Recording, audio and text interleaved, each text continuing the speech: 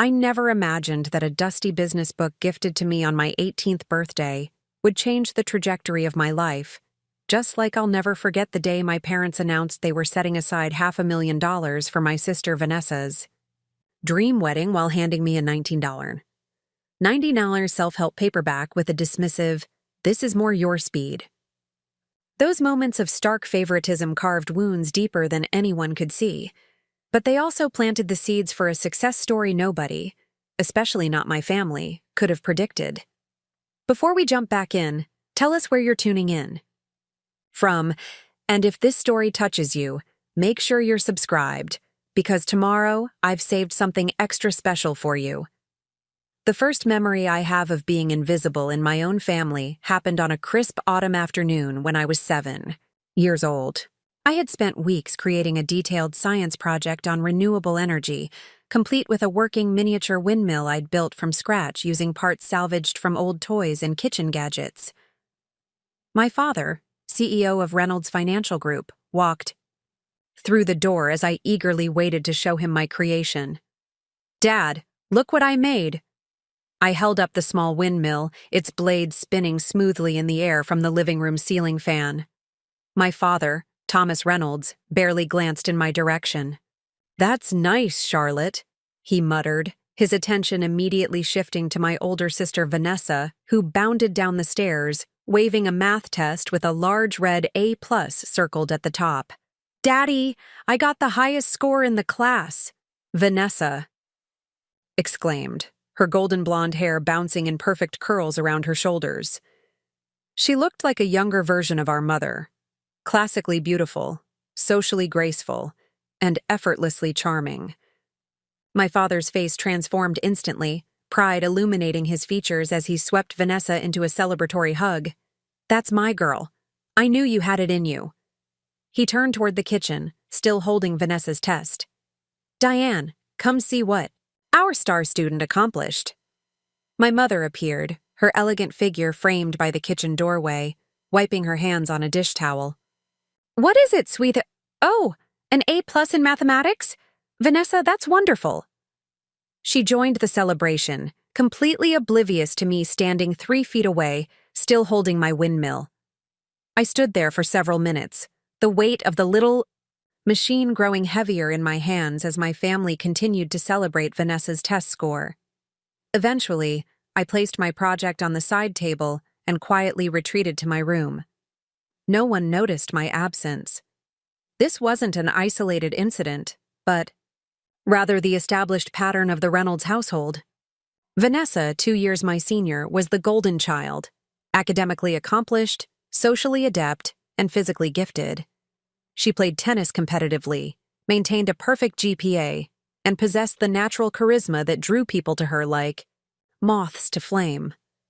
My parents built their lives around nurturing her potential, seeing in her the perfect successor to the family business my father had built from the ground up.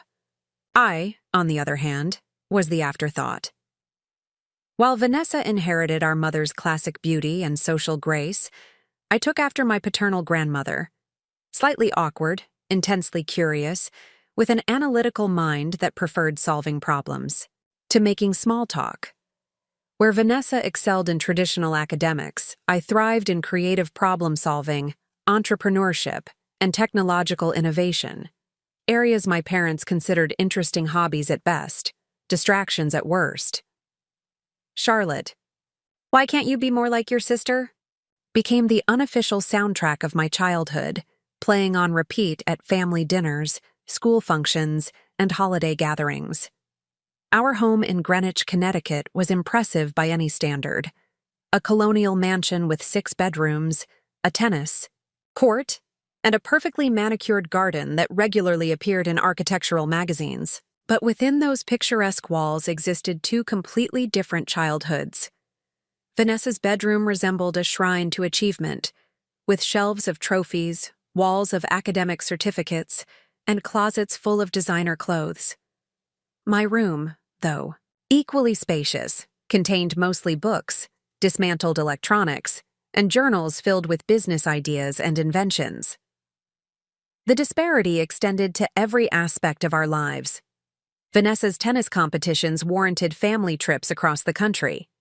My entrepreneurship club meetings weren't worth the 15-minute drive from our house. Vanessa's birthday celebrations were lavish affairs with dozens of guests, catered food, and expensive gifts.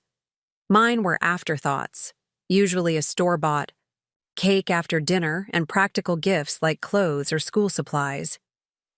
When I turned 16, I overheard my mother talking to her friend Caroline during their weekly coffee date. "It's just strange," my mother sighed, stirring her latte absently. "We gave Vanessa every opportunity, every advantage, and she's flourishing. Charlotte has the same environment, the same privileges, but she's just different. Always tinkering with things, starting these little business ventures that go nowhere, spending hours reading about tech startups and innovation." Caroline nodded sympathetically. "Some children just don't fit the mold, Diane. Not everyone can be exceptional." "I suppose you're right," my mother conceded. "We should just be grateful that Vanessa is carrying on the family legacy. She's already talking about majoring in finance and joining Thomas at the company after graduation." Their words cut through me like glass. Not everyone can be exceptional. The casual dismissal of my potential, the relegation of my passions to childish hobbies, the assumption that I was somehow deficient rather than different, it crystallized the message I'd been receiving my entire life. I wasn't the child they wanted. That evening, I locked myself in my room and cried until my throat was raw. Not the dramatic, attention-seeking sobs that Vanessa had perfected whenever she didn't get her way, but silent tears of genuine grief for the parental love and approval I would never receive. The next morning, I made a decision that would ultimately change everything. If I couldn't earn my parents' recognition through their approved channels, I would build something they couldn't ignore. I would prove my worth not by conforming to their expectations, but by exceeding them in ways they hadn't imagined possible. I started small, leveraging the $2,000 I had saved from birthdays and odd jobs to launch an online customization service for college applications. Having researched the competitive landscape of college admissions, I created templates and systems that helped students present their extracurricular activities and achievements in the most compelling way. I worked nights and weekends, building the website myself, marketing through social media, and gradually building a client base through word of mouth. Within 3 months, I had turned my initial investment into $8,000. By 6 months, I had hired 2 other high school students to help manage the growing demand. The business wasn't revolutionary, but it was profitable and practical. Qualities I thought might finally earn my parents' recognition. One evening at dinner, I gathered my courage to share my success. "I've started a business helping students with college applications," I announced during a rare lull in conversation. "It's going really well. I've made almost $15,000 in the past 6 months." My father paused, fork halfway to his mouth. "A business? You mean like a tutoring service?" "Not exactly," I explained, enthusiasm creeping into my voice despite my efforts to remain casual. "I've developed specialized templates and systems that help students present their extracurriculars strategically. I've already helped 27 students get into their first-choice schools, including 5 Ivy League acceptances." For a moment, one glorious moment, I saw something flicker in my father's eyes. Recognition? Interest? I couldn't be sure, but it was the closest thing to approval I'd ever received from him. But before he could respond, Vanessa interjected, "Dad, Coach Wilson said I have a real shot at the state championships this year. He thinks college scouts will be there." And just like that, the moment evaporated. My father's attention swung back to Vanessa like a compass needle finding north, his face lighting up with familiar pride. "That's fantastic, sweetheart. We'll need to make sure your training schedule is optimized. Maybe we should talk to a sports nutritionist?" The conversation spiraled from there, with my parents enthusiastically discussing Vanessa's tennis prospects, while my business achievement faded into the background, acknowledged, but ultimately deemed unworthy of sustained interest. Later that night, as I updated my business spreadsheets, I heard a soft knock at my bedroom door. It was my grandmother, Elizabeth Reynolds, the only person in the family who seemed to truly see me. Grandma Elizabeth was cut from a different cloth than my parents. Before marrying my grandfather, she had worked as an investment analyst in the 1960s, one of the few women in the field at that time.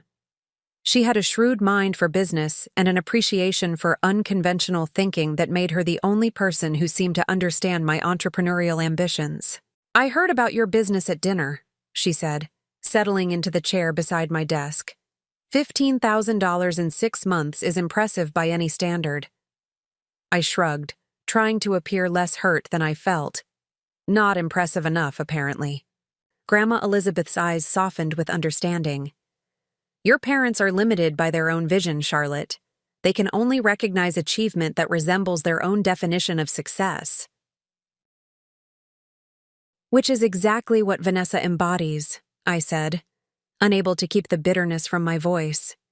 "Yes, but that's not a reflection of your worth," she replied firmly. "It's a reflection of their limitations." She reached into her handbag and pulled out a small leather-bound journal. "I want you to have this. It belonged to your grandfather." I took the journal carefully, running my fingers over the worn leather cover. "Jonathan was a lot like you," she continued. "Curious, innovative, always challenging conventional wisdom. He started Reynolds Financial Group with nothing but $10,000 and an idea about personalized investment strategies that the bigger firms were ignoring." I flipped through the journal, scanning pages filled with meticulous notes, business strategies, and financial projections. "Your father has turned Reynolds Financial into a successful traditional investment firm, but he's forgotten the entrepreneurial spirit that created it," Grandma Elizabeth said. "He's built walls instead of bridges, stability instead of innovation. That may be right for him and for Vanessa, but it doesn't mean your path is any less valuable." Her words were a balm to my wounded spirit.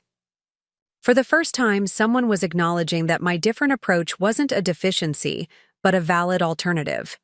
Perhaps even an advantage in the rapidly changing business landscape.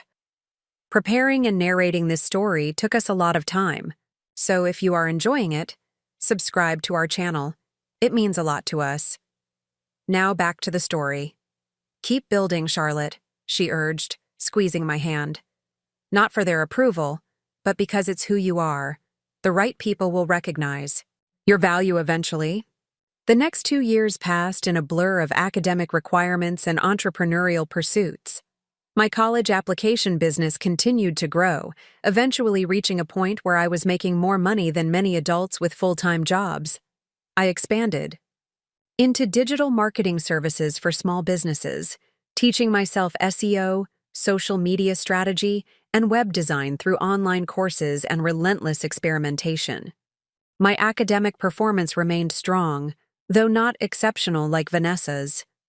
I focused my energy on practical business experience rather than perfect grades, a strategy that frustrated my parents but aligned with my strengths and interests. When college acceptances arrived, Vanessa was admitted to Princeton with a partial tennis scholarship, triggering a celebration that lasted an entire weekend.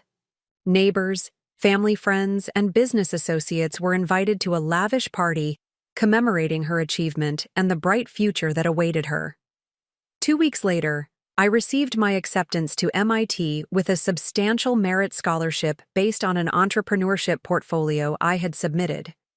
I walked into the kitchen where my parents were having breakfast and placed the acceptance letter on the table. "I got into MIT," I said simply, "and I received the Innovative Enterprise Scholarship, which covers most of my tuition." My mother glanced at the letter. "MIT? I thought you were applying to business schools." "MIT has an excellent business program," I explained, "but I'll be focusing on their entrepreneurship track with a minor in computer science." My father frowned. "Computer science? Charlotte, with your name and background, you could have gotten into a proper business school, Wharton or Harvard Business, institutions that would prepare you for a real career." MIT is consistently ranked among the top business programs in the world, I countered, feeling a familiar frustration rising. And their focus on technology and innovation aligns with where business is heading, not where it's been. My father waved his hand dismissively. These tech startups are a bubble waiting to burst. Real, sustainable wealth comes from traditional financial services, something Vanessa understands. I bit my tongue, holding back the argument that technology was transforming every industry, including finance, that the very stability he prized was being disrupted by innovations he dismissed. It was a conversation we'd had before, and it always ended the same way, with my perspectives relegated to youthful naivety. "Well, congratulations," my mother said, her tone suggesting she was fulfilling a parental obligation rather than expressing genuine pride. "At least the scholarship will save us some money." It wasn't the reaction I had hoped for, but it was the one I had expected. By this point, I had learned to seek validation from my achievements themselves rather than from my parents' recognition of them. The real gut punch came 2 months before I was set to leave for MIT. The entire family was gathered for Sunday dinner, a Reynolds tradition that had become increasingly tense as I grew older, and the divide between Vanessa's path and mine widened. "We have an announcement," my father said, tapping his glass with a spoon to get everyone's attention. "As you know, Vanessa has decided to major in finance at Princeton, with the intention of joining Reynolds Financial after graduation. To facilitate her future role in the company, her mother and I have decided to establish a trust in her name." He smiled at Vanessa, who beamed back with practiced modesty. "The trust will include a 15% ownership stake in Reynolds Financial Group, which will vest upon her college graduation. This will give her both financial security and a meaningful voice in the company's future direction." The table erupted in congratulations and excited questions from our extended family. I sat in stunned silence, processing the implications. A 15% stake in Reynolds Financial was worth millions, and more importantly, it represented a vote of confidence, an investment in Vanessa's future that dwarfed anything they had ever done for me. "What about Charlotte?" Grandma Elizabeth's voice cut through the celebratory chatter like a knife. The table fell silent as all eyes turned to my parents. My father cleared his throat uncomfortably. "Charlotte's interests clearly lie elsewhere. She's chosen a different path, and we respect that." "Different doesn't mean unworthy of support," Grandma Elizabeth pressed, her usually gentle voice taking on a steely quality. An uncomfortable silence descended on the table. Finally, my mother spoke, her voice overly bright. "Of course we support Charlotte. We're paying for her education, aren't we?" "Half of her education," I corrected quietly. "The scholarship covers the rest." Another awkward silence. "Well," my father said finally, "we have something for you too, Charlotte." He nodded to my mother, who left the room briefly before returning with a wrapped package. I opened it slowly, already sensing what it contained would not be comparable to Vanessa's trust fund. Inside was a book, The Lean Startup, by Eric Ries. "Since you're interested in entrepreneurship, we thought this might be helpful," my mother explained with a tight smile. "It's supposed to be very good for people wanting to start their own business." A $19 book versus a multi-million-dollar trust fund. The disparity was so absurd it bordered on comedic, and I found myself fighting back inappropriate laughter. "Thank you," I managed, placing the book beside my plate. "I'm sure it will be insightful." Later that night, alone in my room, I finally allowed the tears to fall. Not just for this latest insult, but for the lifetime of them. The persistent message that no matter what I achieved, no matter how I succeeded, it would never be enough to earn the recognition Vanessa received simply for existing.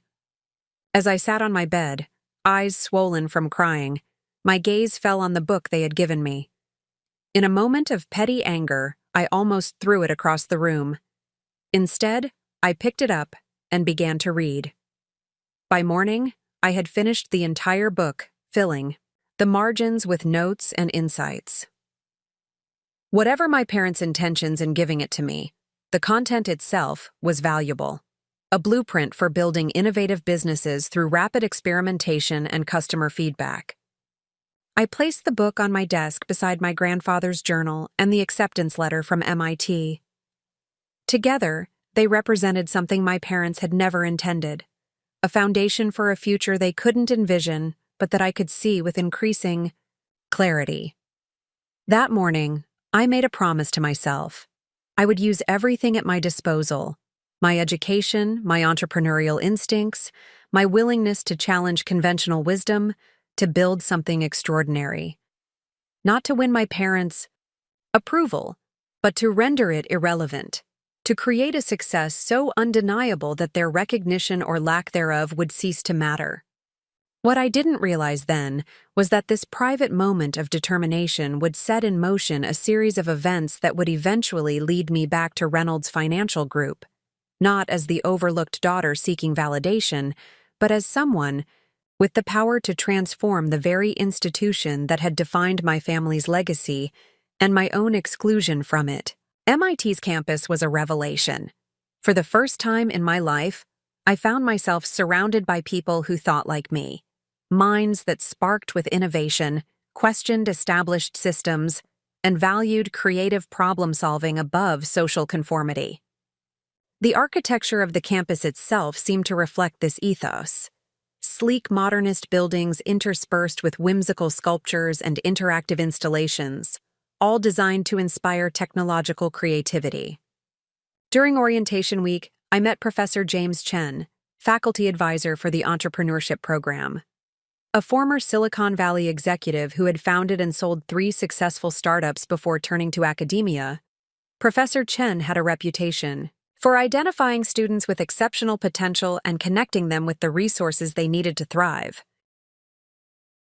Our first meeting was scheduled for 30 minutes, but extended to nearly 2 hours as we discussed everything from my previous small businesses to my vision for transforming traditional financial services through technology. "You have something rare, Charlotte," Professor Chen said as our meeting concluded. "Not just intelligence or creativity, those are common enough here at MIT. You have perspective. You understand both the traditional financial world and the technological forces disrupting it. That's a valuable bridge." His words resonated deeply. What my parents had dismissed as a liability, my interest in technology rather than traditional finance, Professor Chen recognized as an asset. The very characteristics that had made me an outsider in my family positioned me as someone with unique insights in this new environment. The first semester passed in a whirlwind of challenging coursework, entrepreneurial projects, and late-night discussions with classmates who shared my passion for innovation. For the first time, I wasn't competing with Vanessa's shadow. I was forging my own path, surrounded by peers who valued me for my ideas rather than comparing me to someone else. I kept in regular contact with Grandma Elizabeth, our weekly phone calls becoming an anchor of familial support in my new life. She was eager to hear about my classes, my projects, and the people I was meeting, expressing genuine interest in details my parents had always found tedious. "Your grandfather would be so proud of you," she told me during one call. "He always said the future belongs to those who can anticipate it, not those who cling to the past." My relationship with my immediate family, however, grew increasingly distant. Phone calls with my parents were brief and perfunctory, focused primarily on practical matters like holiday arrangements and tuition payments. When I shared excitement about a particularly innovative class project or a competitive internship opportunity, their responses were polite but detached, as if I were speaking a language they had no interest in learning. Vanessa, meanwhile, was thriving at Princeton. Her Instagram feed showcased a picture-perfect college experience, elite social circles, impressive academic achievements, and an enviable internship at Goldman Sachs secured through our father's connections.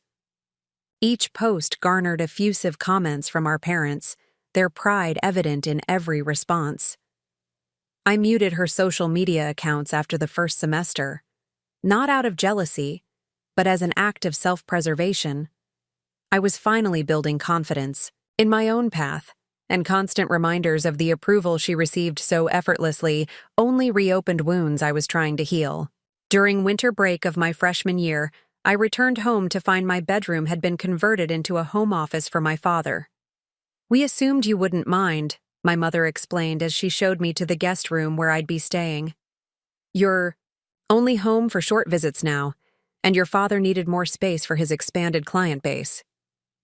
I said nothing, swallowing the hurt of this latest evidence that I was expendable in their lives. Vanessa's room, I noted, remained untouched, a shrine to her achievements preserved exactly as she had left it. The holiday season was a study in contrasts. My parents showered Vanessa with expensive gifts, designer clothing, a luxury watch, and the promise of a new car when she returned for summer break. My gifts were practical and impersonal. Winter boots, a bookstore gift card, and a new laptop that, while generous in monetary terms, was presented with the explanation that you'll need this for your technical courses. The distinction wasn't in the value of the gifts, but in the thought behind them. Vanessa's reflected intimate knowledge of her preferences and desires. Mine reflected obligation without observation. The breaking point came during Christmas dinner when my father raised his glass in a toast. "To Vanessa," he announced, beaming with pride, "who's not only at the top of her class, but has also been selected for the prestigious Global Finance Summer Program. The Reynolds legacy is in excellent hands." Glasses clinked around the table. I took a small sip of my wine, fighting to maintain a neutral expression. "And to Charlotte," my mother added, almost as an afterthought, "who's doing well at MIT. The hesitation was slight but unmistakable, a pause that revealed how little they knew or cared about my achievements. They hadn't asked about my perfect GPA, my selection for the competitive innovation lab, or the fact that my latest business venture, a platform connecting international students with tailored financial services, had just secured its first round of funding from the MIT Entrepreneurship Fund. I placed my glass down carefully. "Actually," I said, my voice steadier than I expected, "I've been selected for the Kaufman Fellows Program, which connects promising entrepreneurs with venture capital mentorship. Only 5 students from MIT were chosen." A brief silence fell over the table. "That's nice," my father said finally, his tone suggesting he was unsure whether this was an achievement worth acknowledging. "Is there money involved?" "It's not about money," I explained, fighting to keep frustration from my voice. "It's about connections and mentorship. Some of the most successful venture capitalists in the country participate in the program." "Well, connections are important," my mother conceded. "Though in established finance, the connections your sister is making at Princeton and Goldman Sachs are particularly valuable." And there it was again, the implicit comparison, the subtle devaluation of my path in favor of Vanessa's. The familiar pattern that had defined my childhood continuing into my adult life. "Excuse me," I said, placing my napkin beside my plate and standing. "I'm not feeling well. I think I'll lie down." I spent the remainder of the holiday break minimizing my time at the house, instead reconnecting with Grandma Elizabeth and working on my business plan at local coffee shops. When it was time to return to MIT, I felt not homesickness but relief, a sense of returning to a place where I belonged rather than leaving one where I didn't. Back at MIT, I threw myself into my studies and entrepreneurial pursuits with renewed determination. If my family couldn't see my value, I would create success so undeniable that their recognition became irrelevant. The Kaufman Fellows Program proved transformative. My mentor, Eliza Washington, was a pioneering Black woman in venture capital who had built her reputation by identifying financial technology innovations others had overlooked. She took a special interest in my vision for democratizing access to sophisticated financial tools typically reserved for the wealthy. The financial establishment isn't just resistant to change, Eliza told me during one of our mentoring sessions. It's structurally dependent on maintaining barriers to entry. That's why true disruption won't come from within. It has to come from outsiders who aren't invested in preserving the status quo. Under Eliza's guidance, I refined my business concept.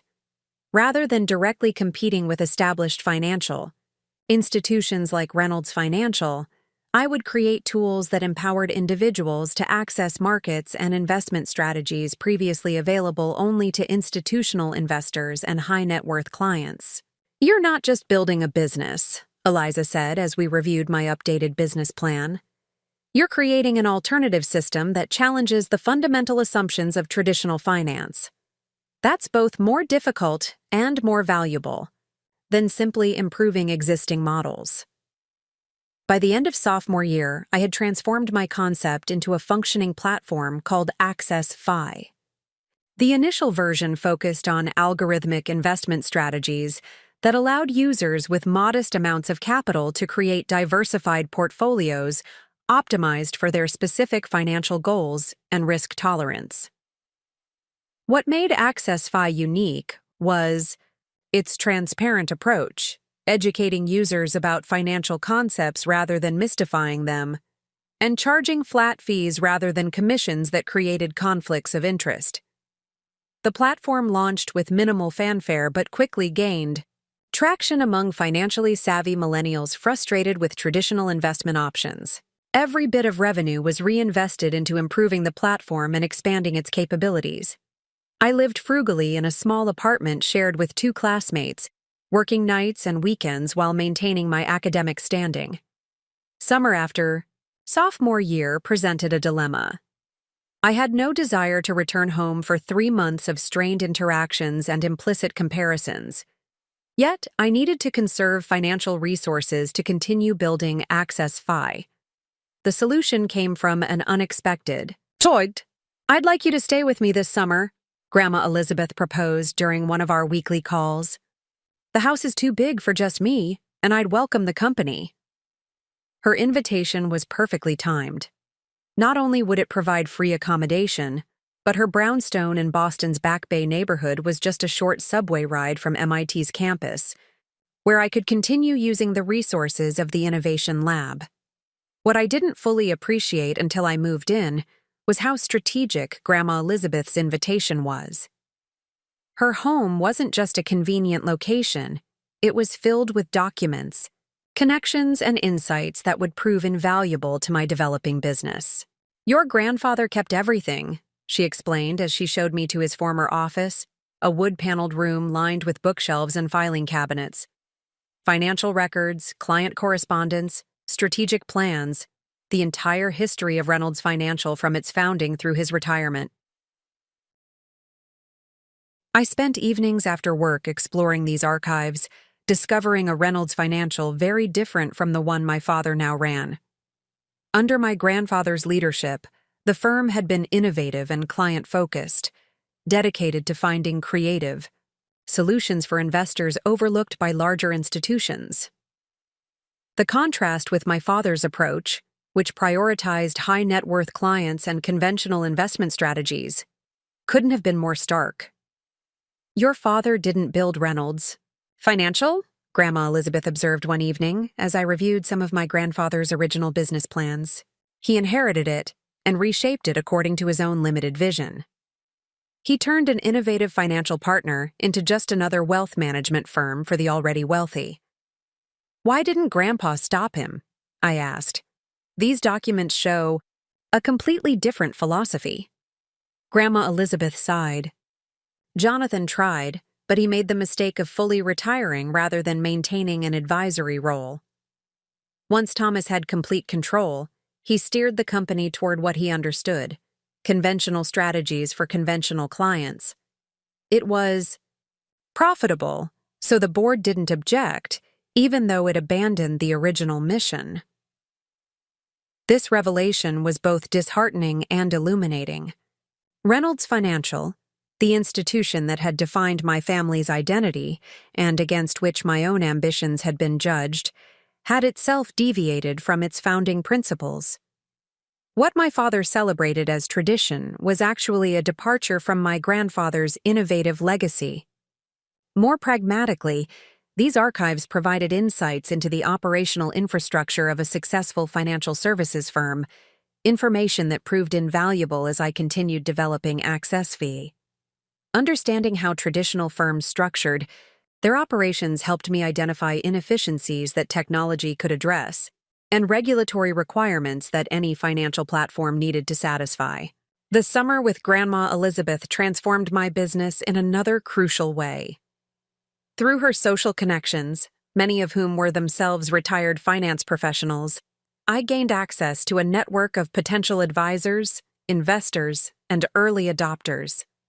These experienced individuals, often frustrated with how the financial industry had evolved, were intrigued by my vision for more accessible, transparent financial services.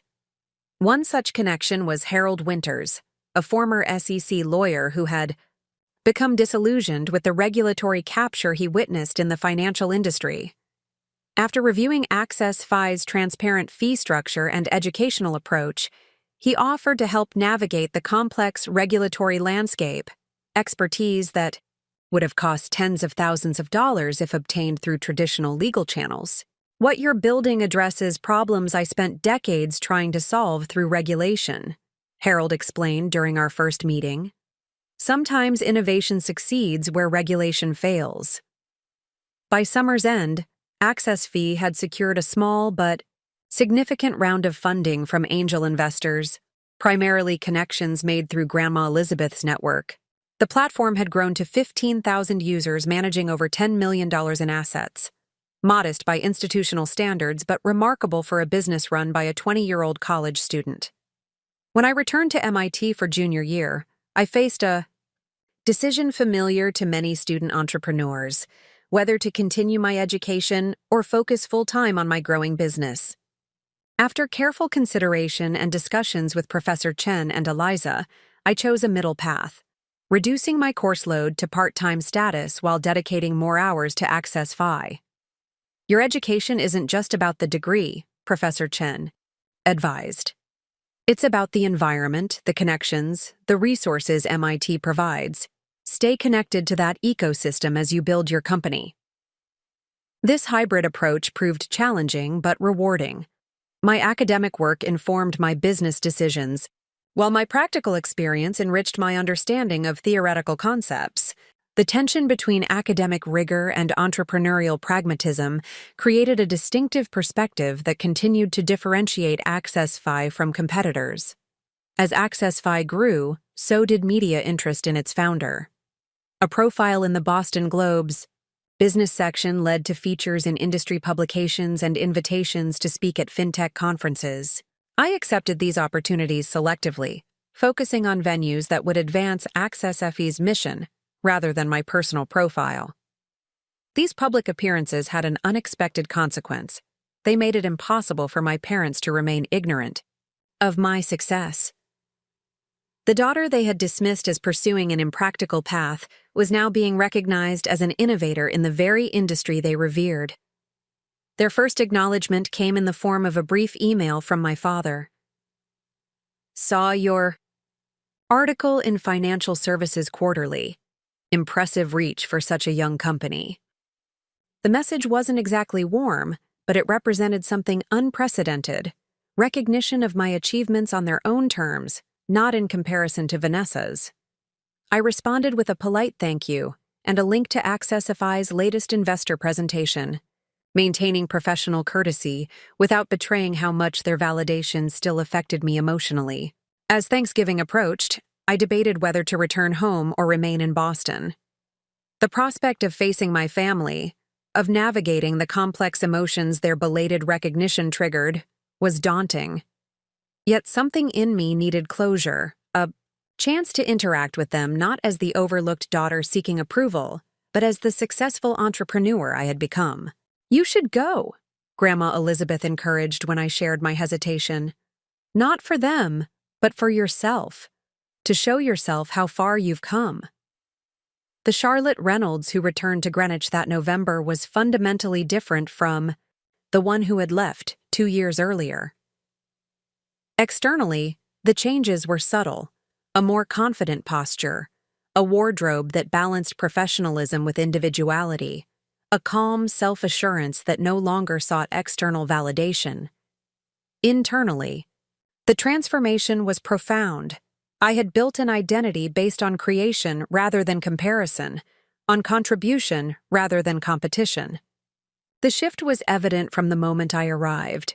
My parents greeted me with uncharacteristic deference, asking detailed questions about Access Fi and listening with apparent interest to my responses.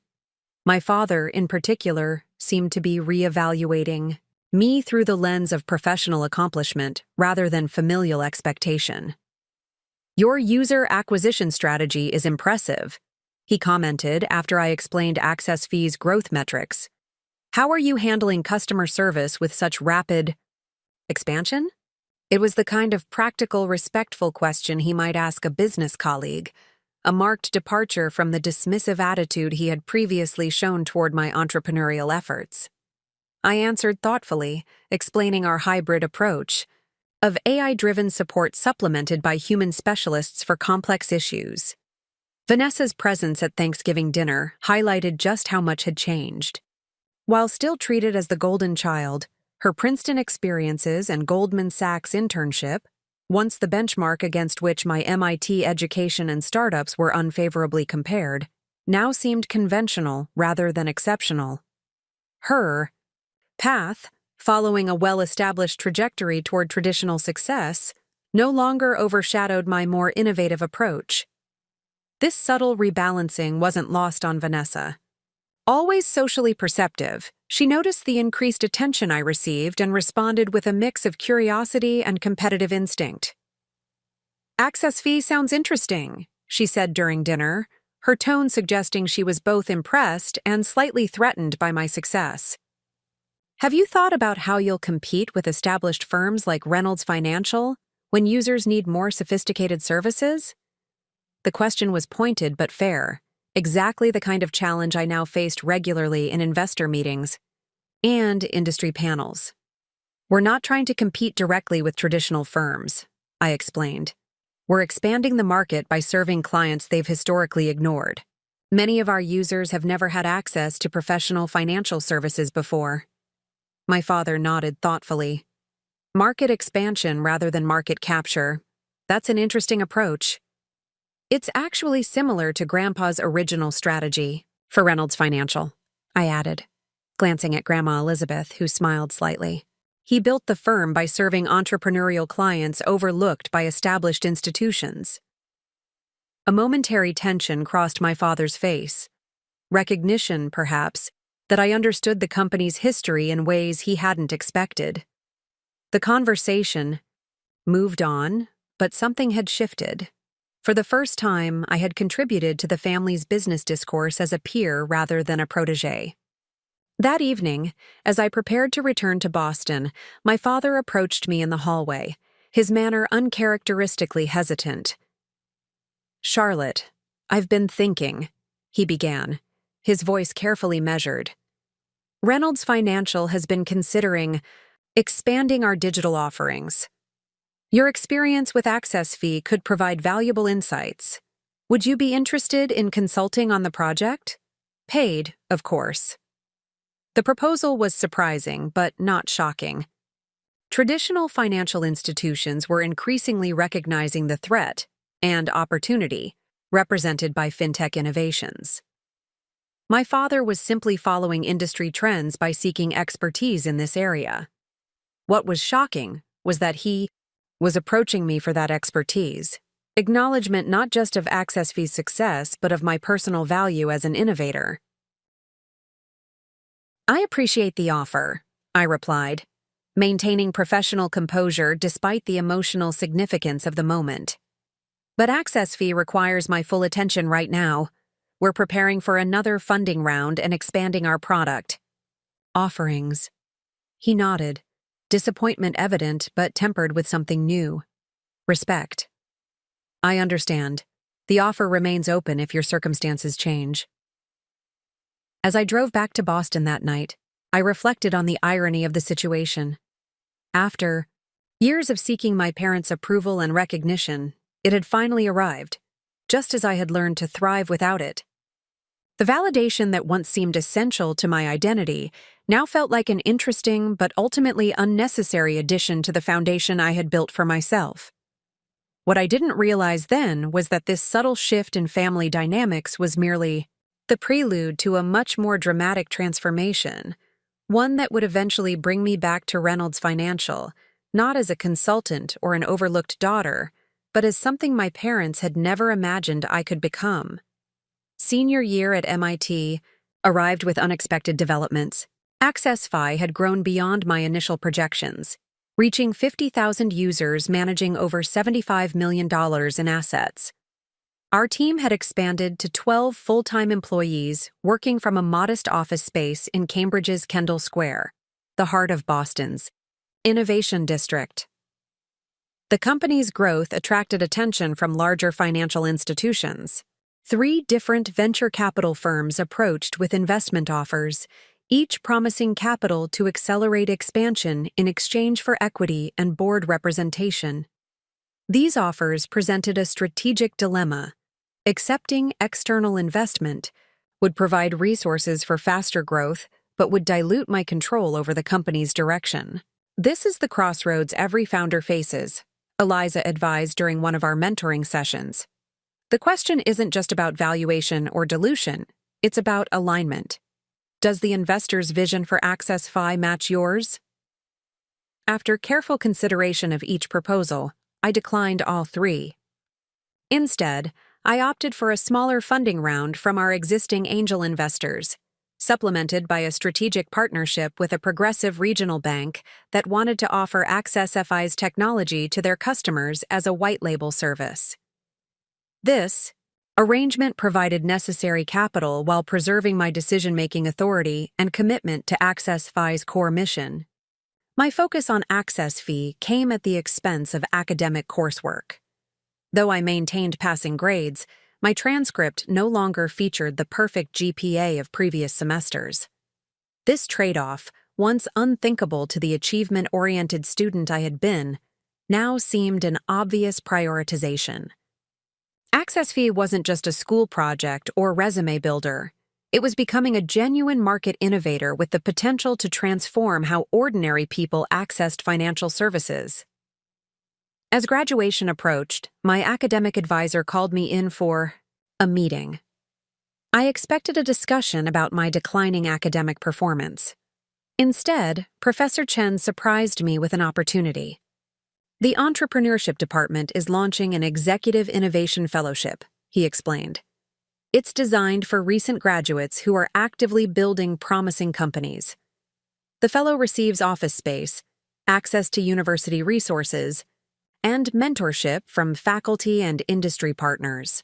We'd like you to be our inaugural fellow. The offer was perfectly timed.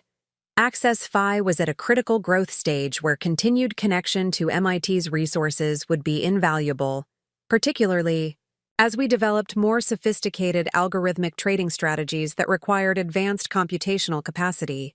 The fellowship includes a stipend, Professor Chen continued, though I suspect that's less important to you now than the institutional affiliation and research access. He was right.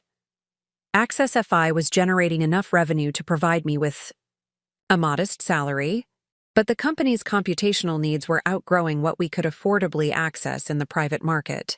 MIT's research computing infrastructure would provide capabilities we couldn't otherwise obtain without significant additional investment.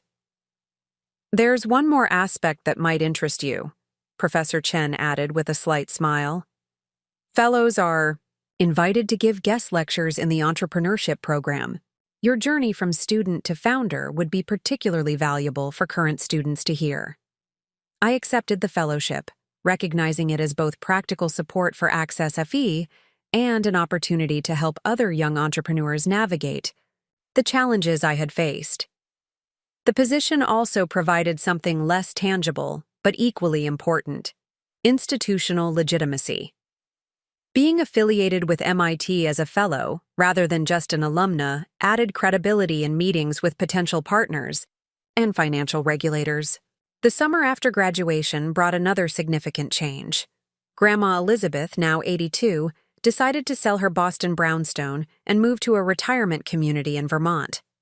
"The winters are getting harder on these old bones," she explained, during one of our weekly dinners. "And I've found a wonderful community near Lake Champlain with other retired professionals. Plenty of former finance people to argue with about market trends." Though I understood her decision, the news hit hard. Grandma Elizabeth had been my most consistent supporter, and our proximity in Boston had provided both emotional sustenance and practical assistance as I built Access Phi. "I'm selling the house," she continued, "but I want you to have something from it first." She handed me a legal document, the deed to my grandfather's home office furniture, including his imposing mahogany desk, leather chair, and the antique filing cabinets that had contained so much of Reynolds Financial's early history. "Jonathan always said the right environment shapes how you think," she explained. He designed that office to balance tradition and innovation, solid craftsmanship with space for new ideas. It seems fitting that it should continue supporting a Reynolds who understands that balance. The gift was profoundly meaningful. Beyond its practical value, high-quality furniture I couldn't have afforded to purchase, it represented connection to my grandfather's legacy and Grandma Elizabeth's ongoing faith in my path. With the proceeds from my share of the fellowship, stipend and Access FE's increasing stability, I leased a small but elegant apartment in Cambridge, transforming the second bedroom into an office featuring my grandfather's furniture. The space became my sanctuary, a physical manifestation of bridging traditional finance and technological innovation. Fall brought an unexpected communication, an invitation to Vanessa's engagement party. After graduating from Princeton, she had accepted a full-time position at Goldman Sachs while dating Bradley Huntington III, son of a prominent banking family with deep ties to New England's financial establishment. The invitation indicated the event would be held at Reynolds Estate, with my parents hosting what promised to be an elaborate celebration of the impending merger between two financial dynasties. The formal card was accompanied by a handwritten note from my mother.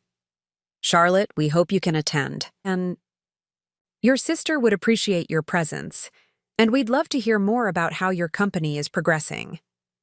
The note's tone, polite but distant, reflected our family's ongoing evolution.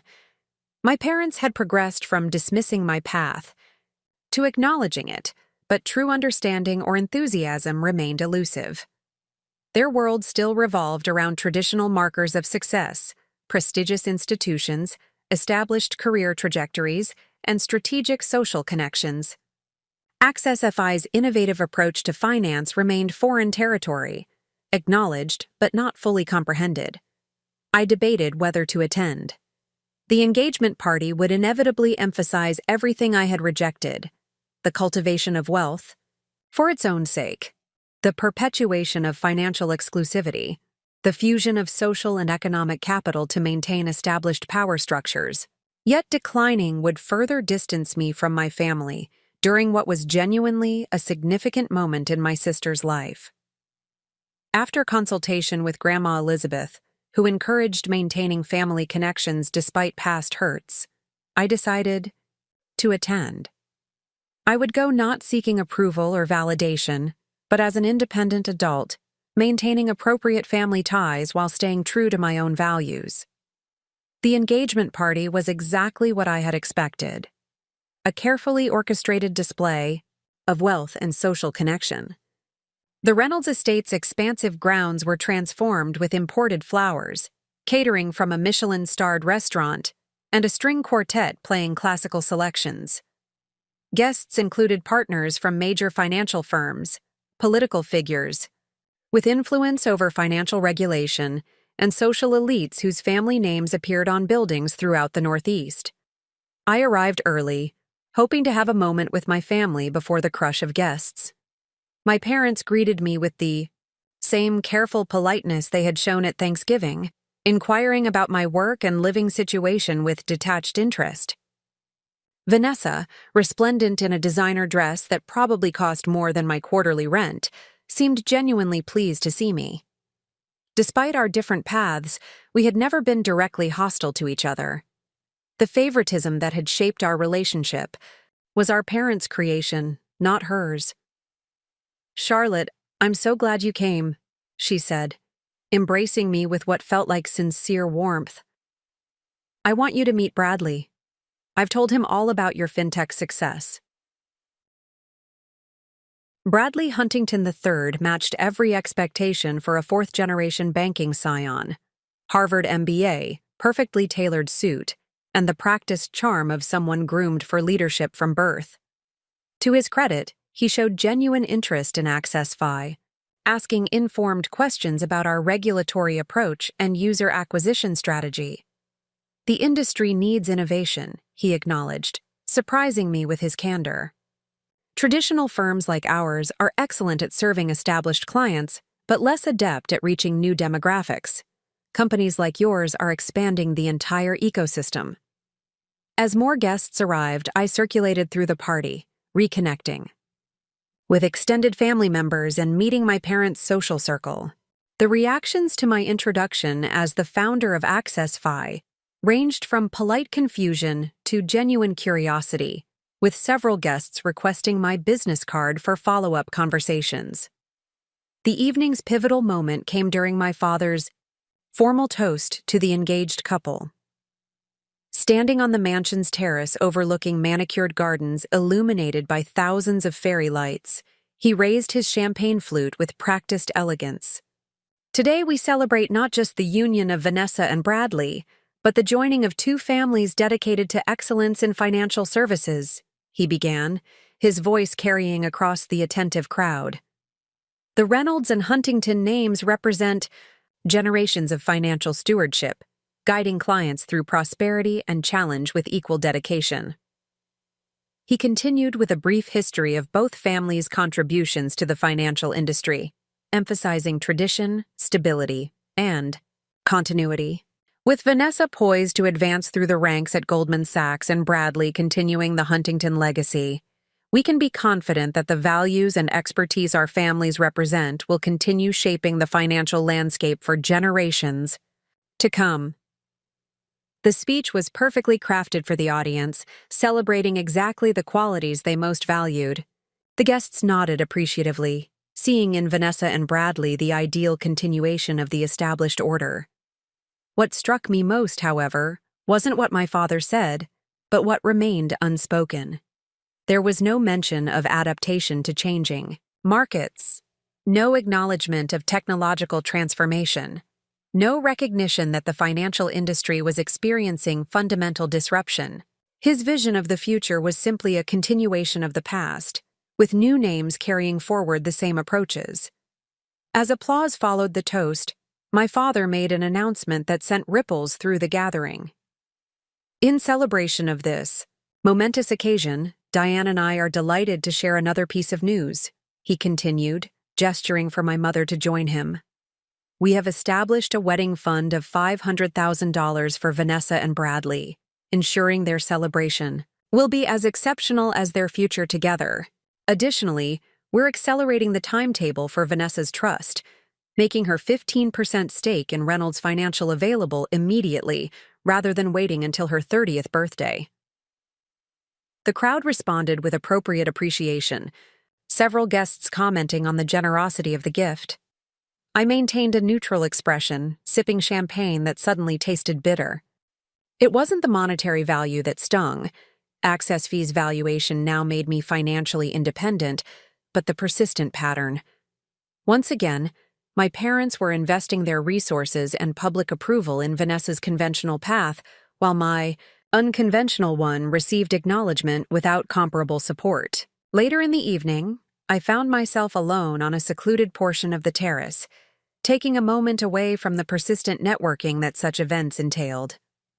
My father approached, 2 glasses of scotch in hand, offering one to me with an expression I couldn't quite interpret. "Quite the celebration," I commented, accepting the drink with a polite nod. "The Huntingtons have been clients for 3 generations," he replied. "This union strengthens important business relationships." His framing was revealing, viewing even his daughter's marriage partially through the lens of business advantage.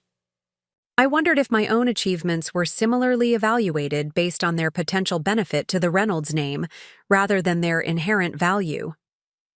"That was quite a wedding gift," I said, keeping my tone neutral. $500,000 would fund a significant expansion for most startups. My father had the grace to look slightly uncomfortable. "Vanessa's path has always aligned with the family's interests," he said after a moment.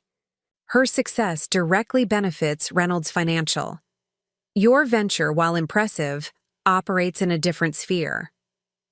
"Different doesn't mean disconnected," I countered. "The technologies we're developing at AccessFi could significantly enhance Reynolds Financial's capabilities, particularly in reaching younger clients." He took a thoughtful sip of scotch. "Perhaps, but innovation carries risk. Reynolds Financial has thrived for 3 generations by maintaining proven approaches. Stability is our primary selling point to high-net-worth clients." "Stability becomes stagnation if it prevents adaptation," I said, voicing a perspective I had long held but rarely shared directly with my father. "The financial world is changing fundamentally. Traditional firms that don't evolve risk becoming irrelevant." My father's expression hardened slightly. "Reynolds Financial has weathered every market cycle and financial crisis for 70 years. I appreciate your enthusiasm for new approaches, Charlotte, but there's value in systems proven by time." The conversation revealed the fundamental disconnect that had always separated us. Where I saw opportunity and change, he perceived threat. Where I valued innovation, he prioritized continuation. We were looking at the same industry through fundamentally different lenses. As I prepared to leave the engagement party, my mother pulled me aside for an awkward but seemingly sincere conversation. "Charlotte, I know we haven't always understood your choices," she began, choosing her words carefully. "But we are proud of what you're accomplishing, different as it may be from the traditional Reynolds path." The acknowledgement, however, belated and qualified, represented progress from the dismissal of my earlier years. I thanked her with genuine appreciation for the sentiment while recognizing its limitations. My parents were trying, in their way, to bridge the gap their own actions had created, but true understanding remained elusive. "Will you be attending the wedding?" she asked. "It's planned for June at the Huntington estate on Martha's Vineyard. A full weekend of events." "I'll try," I promised, knowing that AccessFi's growth trajectory might make such a time commitment challenging. "Send me the dates when they're confirmed." Returning to Cambridge after the engagement party, I found myself reflecting on the stark contrast between my family's world and the one I was building. The Reynolds Huntington celebration epitomized an approach to finance built on exclusivity, personal connections, and generational wealth transfer. AccessFi represented the opposite: democratization, algorithmic fairness, and merit-based opportunity.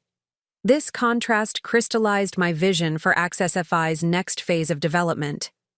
We would expand beyond investment management into areas traditionally dominated by firms like Reynolds Financial, wealth planning, tax optimization, and estate management. But unlike traditional firms that reserved these services for the ultra-wealthy, we would make them accessible to users of modest means through technological efficiency and innovative fee structures. The following Monday, I called an all-hands meeting at AccessFi's office, sharing this expanded vision with our growing team. The response was enthusiastic, with engineers immediately proposing approaches to make complex financial planning accessible through user-friendly interfaces and automated processes. "This isn't just about building new features," I explained as the discussion progressed. "It's about challenging fundamental assumptions about who deserves access to sophisticated financial guidance.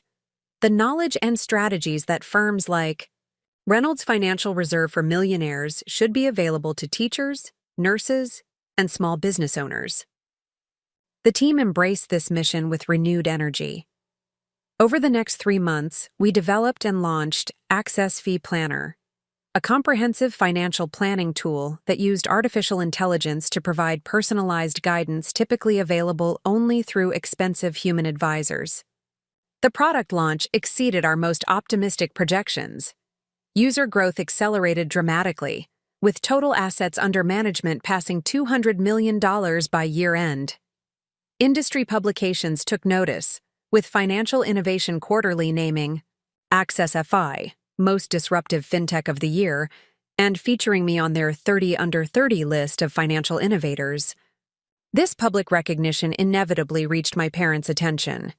My father sent a brief email congratulating me on the award, adding that several clients have mentioned your company recently. The message wasn't effusive, but it represented acknowledgement that Access Fee had grown beyond a student project to become a recognized industry player.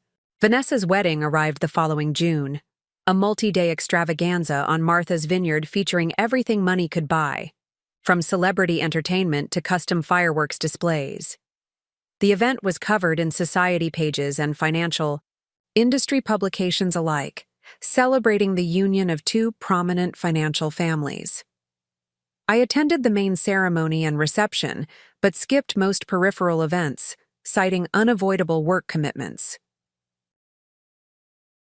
This was partially true. Access Fi was preparing for another major product launch, but also a necessary boundary. Spending 4 days immersed in exactly the world I was working to transform wasn't conducive to maintaining my focus and perspective. The wedding itself was a spectacle of wealth and connection. My parents beamed with pride throughout the event, clearly viewing Vanessa's marriage as the perfect continuation of the Reynolds legacy.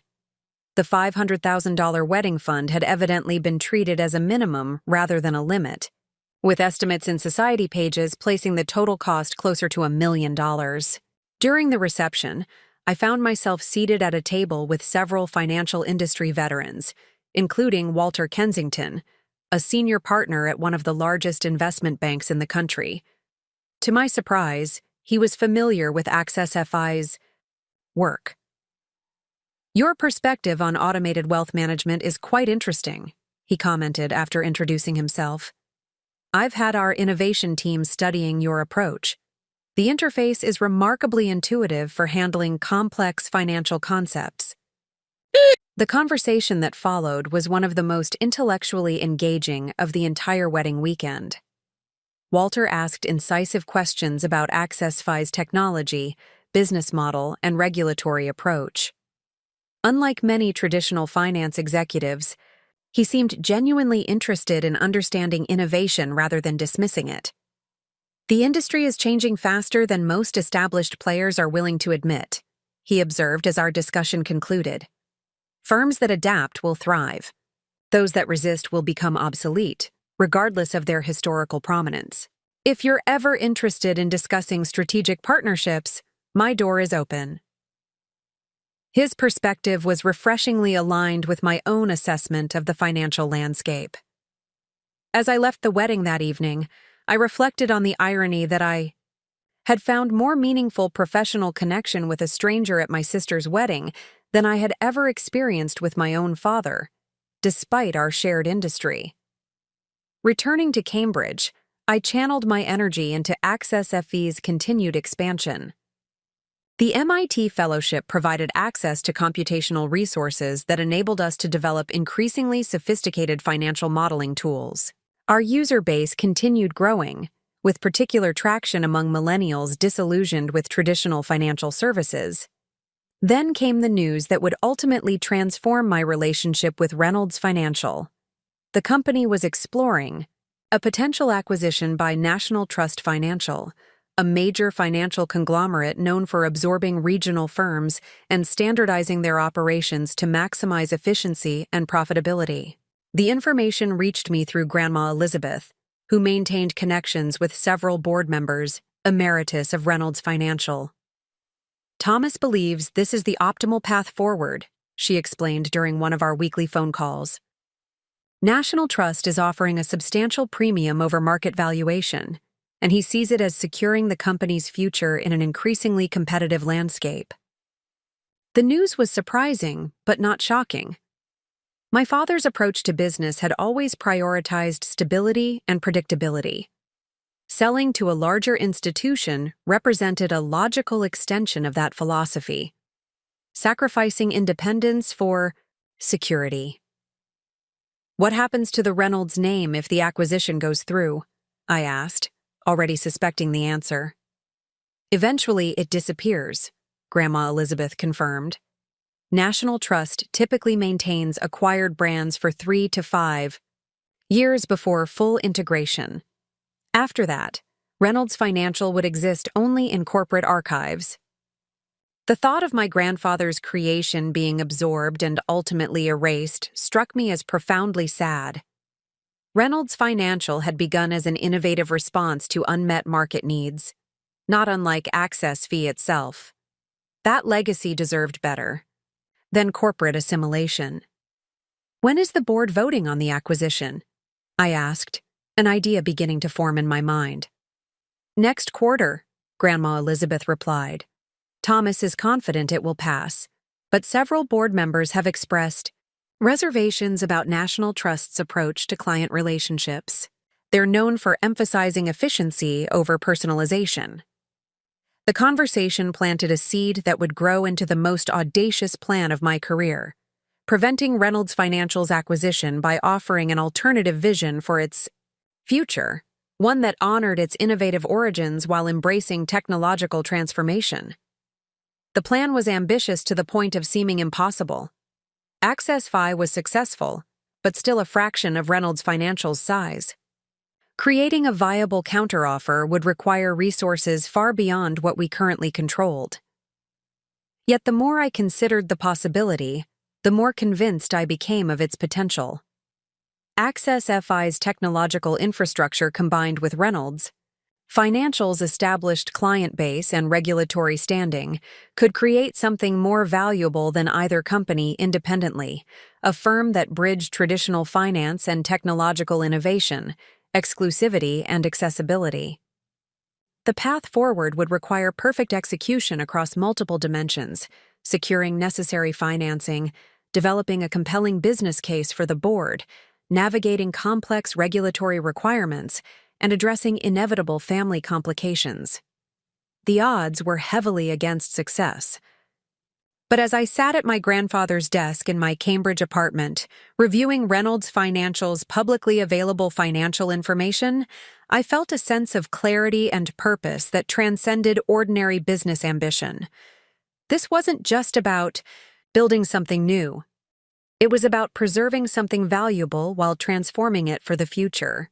With that determination, I began developing what would become known within financial circles as the most audacious fintech acquisition attempt of the decade. A quest that would either revolutionize the family legacy or become an expensive lesson in overreach. What I couldn't have anticipated was how this professional challenge would ultimately force a reckoning with the family dynamics that had shaped my identity from childhood, and how the business strategy I was developing would become inextricably linked with my personal journey toward reconciliation and self-definition. The plan to acquire Reynolds Financial required resources far beyond what Access Fee could generate independently. My first step was securing the necessary capital through a strategic funding round. Rather than approaching traditional venture capital, firms that might prioritize quick returns over long-term vision, I focused on mission-aligned investors who understood the transformative potential of combining Access FI's technology with Reynolds Financial's established infrastructure. My primary target was the Horizon Innovation Fund, led by Eleanor Park, a former Wall Street executive who had left traditional finance to support disruptive financial technologies. Eleanor had previously expressed interest in Access Fi but had considered us too early stage for her fund's investment thesis. The potential Reynolds acquisition changed that calculation significantly. I prepared a comprehensive presentation outlining the strategic rationale. Reynolds Financial provided regulatory clearances, client relationships, and operational infrastructure that would otherwise take AccessFi years to develop independently.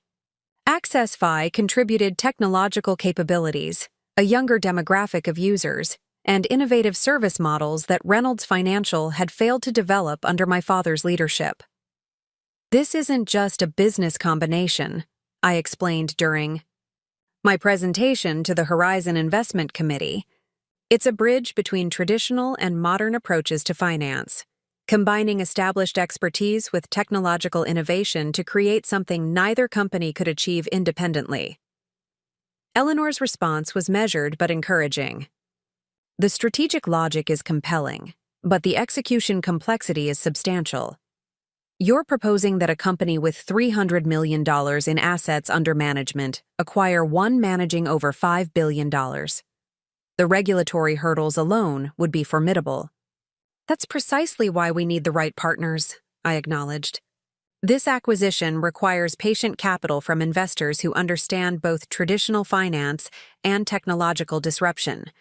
Horizon uniquely stands at that intersection.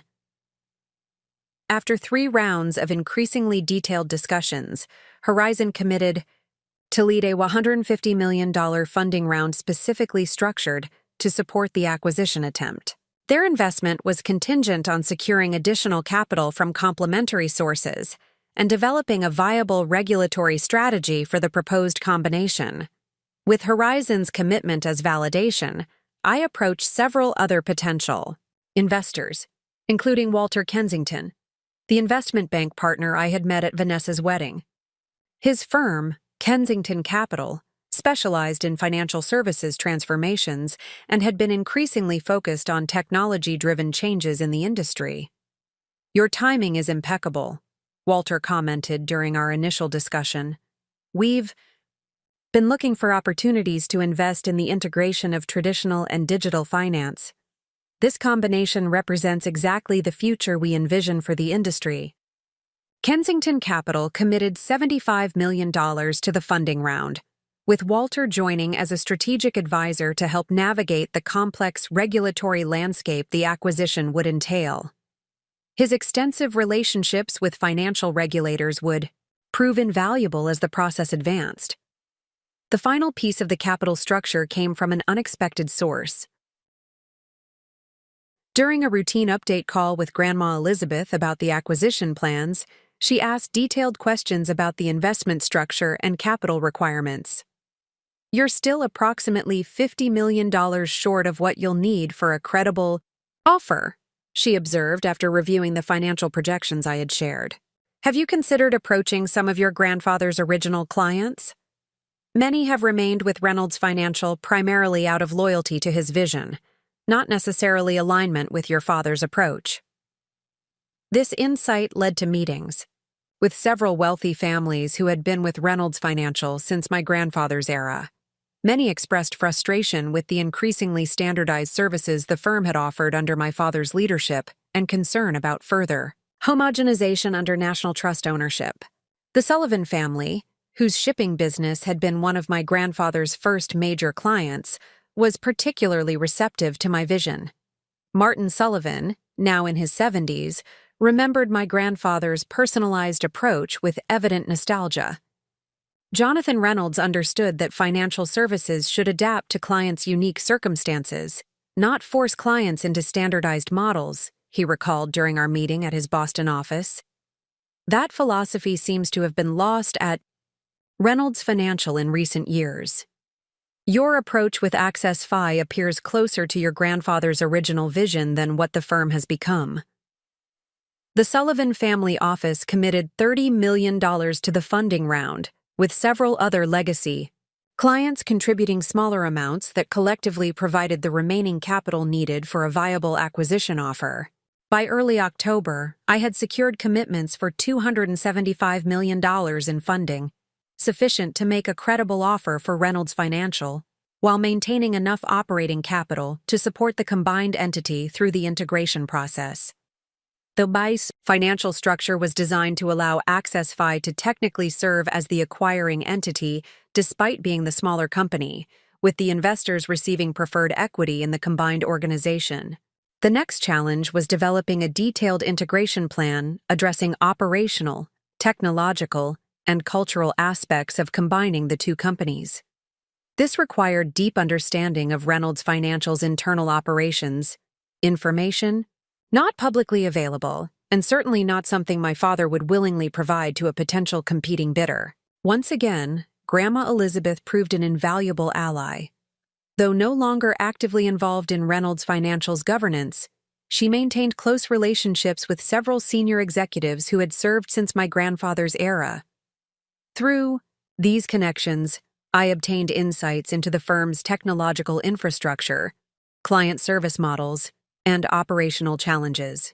What emerged was a picture of a company trapped between eras, operating with legacy systems increasingly incapable of meeting modern client expectations, but lacking the leadership vision and technical expertise to implement meaningful transformation. National Trust's acquisition strategy would address these issues through standardization and cost-cutting rather than innovation, effectively extracting value from the Reynolds brand before eventually discarding it. My alternative vision centered on technological revitalization while preserving the personalized client relationships that had defined Reynolds Financial's early success. AccessFI's algorithms and digital interfaces would modernize operations, while the combined entity maintained the high-touch service model that distinguished Reynolds Financial from larger, more impersonal competitors. With funding secured and integration strategy developed, the time had come to formally approach Reynolds Financial's board with an acquisition offer. Rather than presenting the proposal directly, which would likely trigger immediate rejection based on my father's influence, I worked through Walter Kensington to arrange a confidential presentation to key board members. The presentation, scheduled for late October at Kensington Capital's offices in Manhattan, represented a defining moment in my professional journey. I would be proposing not just a business transaction, but a fundamental reimagining of my family's legacy, challenging my father's stewardship while claiming connection to my grandfather's original vision. I arrived at the meeting composed but intensely focused, dressed in a conservative navy suit that acknowledged traditional finance's aesthetic, while accessorizing with subtle tech-inspired touches that reflected AccessFI's innovative identity. The boardroom contained 5 of Reynolds Financial's 9 directors, including James Harrington, the lead independent director, who would be instrumental in any acquisition decision. "Thank you for meeting with me today," I began, consciously using the controlled confidence I had developed through years of investor presentations. "I appreciate your willingness to consider an alternative to the National Trust acquisition proposal currently before the board." I proceeded to outline AccessFI's counteroffer: $630 million for full acquisition, representing a 15% premium over National Trust's offer, structured as a combination of cash and equity in the combined entity. The presentation emphasized not just financial terms, but strategic vision, how the combination would position the firm for leadership in an increasingly digital financial landscape, while preserving the personalized service that distinguished Reynolds Financial from mass-market competitors. "What you're proposing is technically impressive," James Harrington commented as I concluded the presentation, "but fundamentally changes Reynolds Financial's identity. How do you address the concern that existing clients might see this as abandonment of the firm's traditional values?" "By reconnecting with the firm's original values," I replied. "Reynolds Financial wasn't founded as a traditionalist institution. My grandfather built it by recognizing unmet needs and developing innovative approaches to address them. What I'm proposing isn't abandonment of the firm's heritage, but reconnection with its foundational entrepreneurial spirit." The questions that followed were rigorous but fair, focusing on regulatory feasibility, client retention strategies, and operational integration plans. I had anticipated each concern and provided detailed, thoughtful responses that demonstrated both technical competence and strategic vision. As the meeting concluded, James Harrington's expression revealed nothing about the board's likely decision. "We'll need to discuss this proposal in comparison to the National Trust offer," he said simply. "You've given us a viable alternative to consider. We'll be in touch through Mr. Kensington once we've had time for proper evaluation." The waiting period that followed was excruciating. Though Walter provided occasional updates on the board's deliberations, the final decision remained uncertain. The directors were divided, with some favoring the security of National Trust's established integration process, while others were intrigued by Access FE's more innovative vision. The balance appeared to be shifting toward National Trust when an unexpected development changed the equation. A major Reynolds financial client, the Westfield Corporation, a commercial real estate developer with over $400 million in assets under management, announced it would withdraw its business if the National Trust acquisition proceeded. "We selected Reynolds Financial for its personalized approach and regional expertise," Westfield's CEO explained in a letter to the board that quickly leaked to financial media. "National Trust's standardized services don't meet our needs. We would reconsider our position if the firm remained independently operated or partnered with an entity committed to personalized service innovation." This public statement triggered similar concerns from other significant clients, creating pressure on the board to reconsider the National Trust proposal.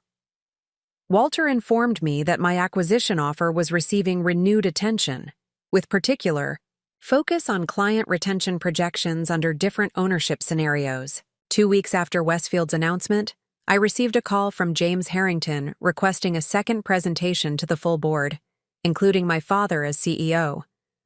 Unlike the previous confidential meeting, this would be a formal evaluation of competing acquisition proposals with both National Trust and Access FI, presenting their respective visions for Reynolds Financial's future. The meeting was scheduled for November 15th at Reynolds Financial's headquarters in downtown Greenwich. My first return to the building since a childhood "take your daughter to work" day that had ended with my father suggesting I might be better suited to creative pursuits than finance. The irony was not lost on me as I prepared for a presentation that would directly challenge his leadership vision. I arrived 20 minutes early, using the time to center myself in a nearby coffee shop, rather than waiting awkwardly in the Reynolds financial lobby. The building itself was a physical manifestation of my father's conservative approach, a colonial-style structure with imposing columns and traditional furnishings that projected stability at the expense of innovation. At precisely 2:00 p.m., I entered the Reynolds Financial boardroom to find all 9 directors seated around a massive mahogany table. My father occupied the chair at the head, his expression a carefully maintained mask of professional neutrality, despite the obvious personal significance of the situation. National Trust presented first, with their corporate development team outlining an acquisition strategy focusing on operational efficiency, standardized service models, and cost reduction through elimination of redundant functions. Their presentation was polished and data-driven, emphasizing financial metrics and shareholder returns rather than client impact or innovation potential. When my turn came, I approached the presentation not as a daughter challenging her father, but as a financial innovator proposing a better future for an important institution. My presentation acknowledged Reynolds Financial's strengths, while directly addressing its technological limitations and the changing expectations of clients. Across generations, the choice before this board isn't between tradition and innovation, I concluded after detailing the technical and operational aspects of the proposed combination. It's between decline disguised as stability and growth rooted in adaptability. Access FI doesn't seek to erase what Reynolds Financial has built, but to evolve it for a future where financial services will be unrecognizable to those clinging to outdated models. Throughout the presentation, my father maintained rigid composure, betraying no reaction to proposals that essentially declared his leadership approach obsolete. Only when James Harrington opened the floor for questions did the personal dimension of the situation emerge. "Ms. Reynolds," my father began, his use of the formal address highlighting the professional rather than familial context, Your proposal suggests fundamental changes to Reynolds Financial's client service model. What evidence suggests our clients want these changes rather than the consistency they've historically valued? Client retention data, demographic analysis, and direct feedback, I replied, matching his professional tone. Reynolds Financial has experienced 12% client attrition among clients under 50 in the past 3 years, primarily to more technologically advanced competitors. Meanwhile, AccessFi has achieved 96% retention while growing primarily through client referrals. The evidence indicates that consistency without adaptation is increasingly viewed as stagnation. The exchange continued with increasingly pointed questions about regulatory risks, technology integration timelines, and cultural compatibility between the organizations. Throughout, I maintained focus on strategic rationale rather than personal dynamics, refusing to be drawn into the family conflict simmering beneath the business discussion. As the meeting concluded, James Harrington thanked both parties and announced that the board would deliberate privately before making their decision. "We expect to reach a determination within 2 weeks," he stated. Both proposals present viable futures for Reynolds Financial, though with significantly different visions. Our responsibility is determining which best serves our clients, employees, and shareholders. I left the boardroom without making eye contact with my father, knowing that personal conversation would be inappropriate in that context and likely unproductive in any case. His vision for Reynolds Financial reflected his genuine beliefs about financial services, just as mine reflected my different perspective. Our business disagreement was as real as our personal disconnect. The 2-week waiting period extended into 3 as the board requested additional information from both bidders. Thanksgiving arrived amid this uncertainty, creating a particularly awkward family dynamic. I opted to spend the holiday with Grandma Elizabeth in Vermont, rather than navigate the tension that would inevitably dominate the Reynolds family dinner. "Your father called me yesterday," Grandma Elizabeth mentioned as we prepared Thanksgiving dinner in her retirement community apartment. "He wanted to know if I had been involved in your acquisition proposal." "What did you tell him?" I asked, continuing to slice vegetables with careful precision. "The truth. That I provided information about Reynolds Financial's history and introduced you to some of your grandfather's original clients, but that the vision and execution were entirely yours." She paused, measuring spices for the stuffing. "I also told him that Jonathan would have been proud of your approach, regardless of whether the board accepts it." "How did he respond to that?" I couldn't help asking, though I tried to keep my tone casual. Silence, then a subject change. "Your father has always struggled with your grandfather's legacy. He respects what Jonathan built, but feels overshadowed by it.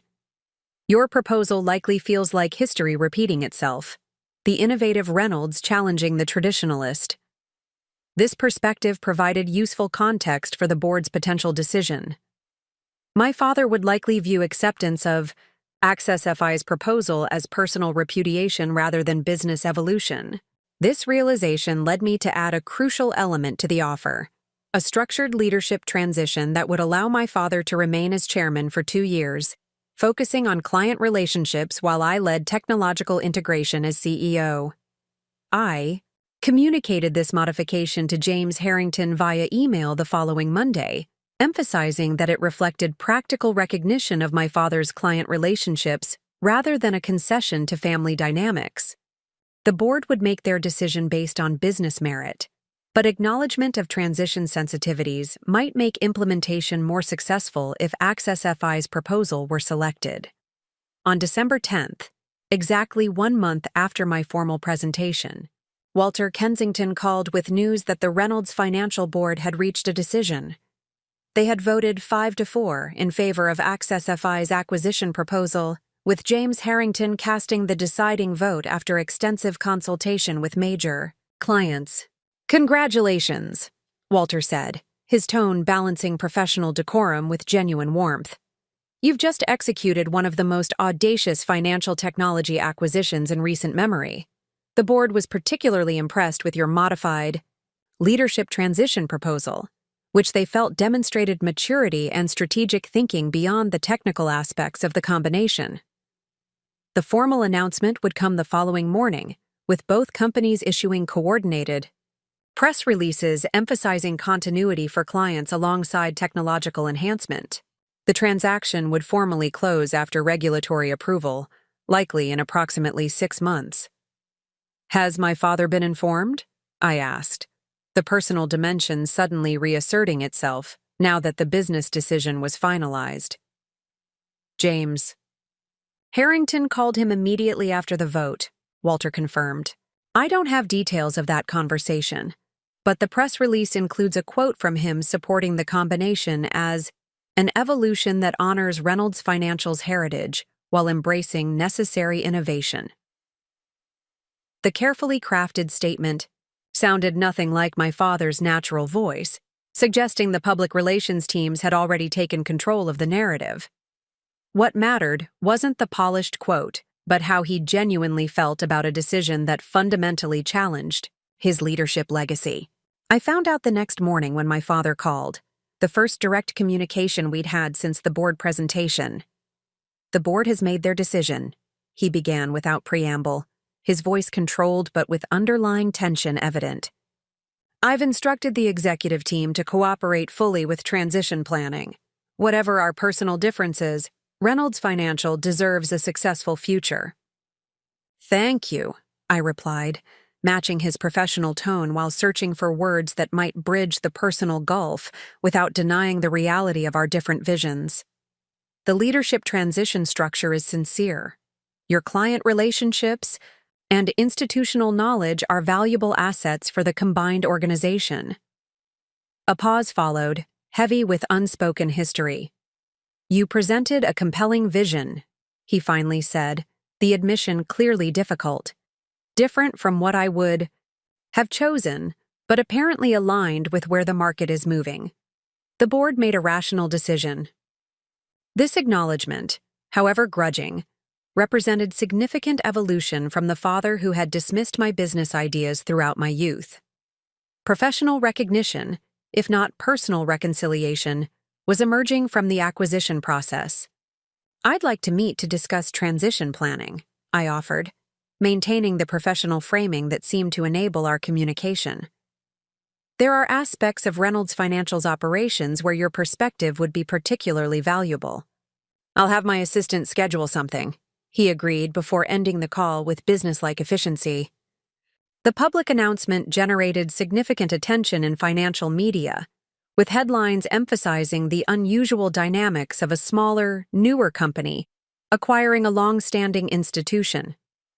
The Wall Street Journal ran a feature titled "The Reynolds Revolution: How a Financial Heiress Disrupted Her Own Family Legacy," focusing on the personal narrative behind the business transaction. I declined most interview requests, providing only brief statements emphasizing the strategic rationale for the combination rather than the family dynamics that made it newsworthy.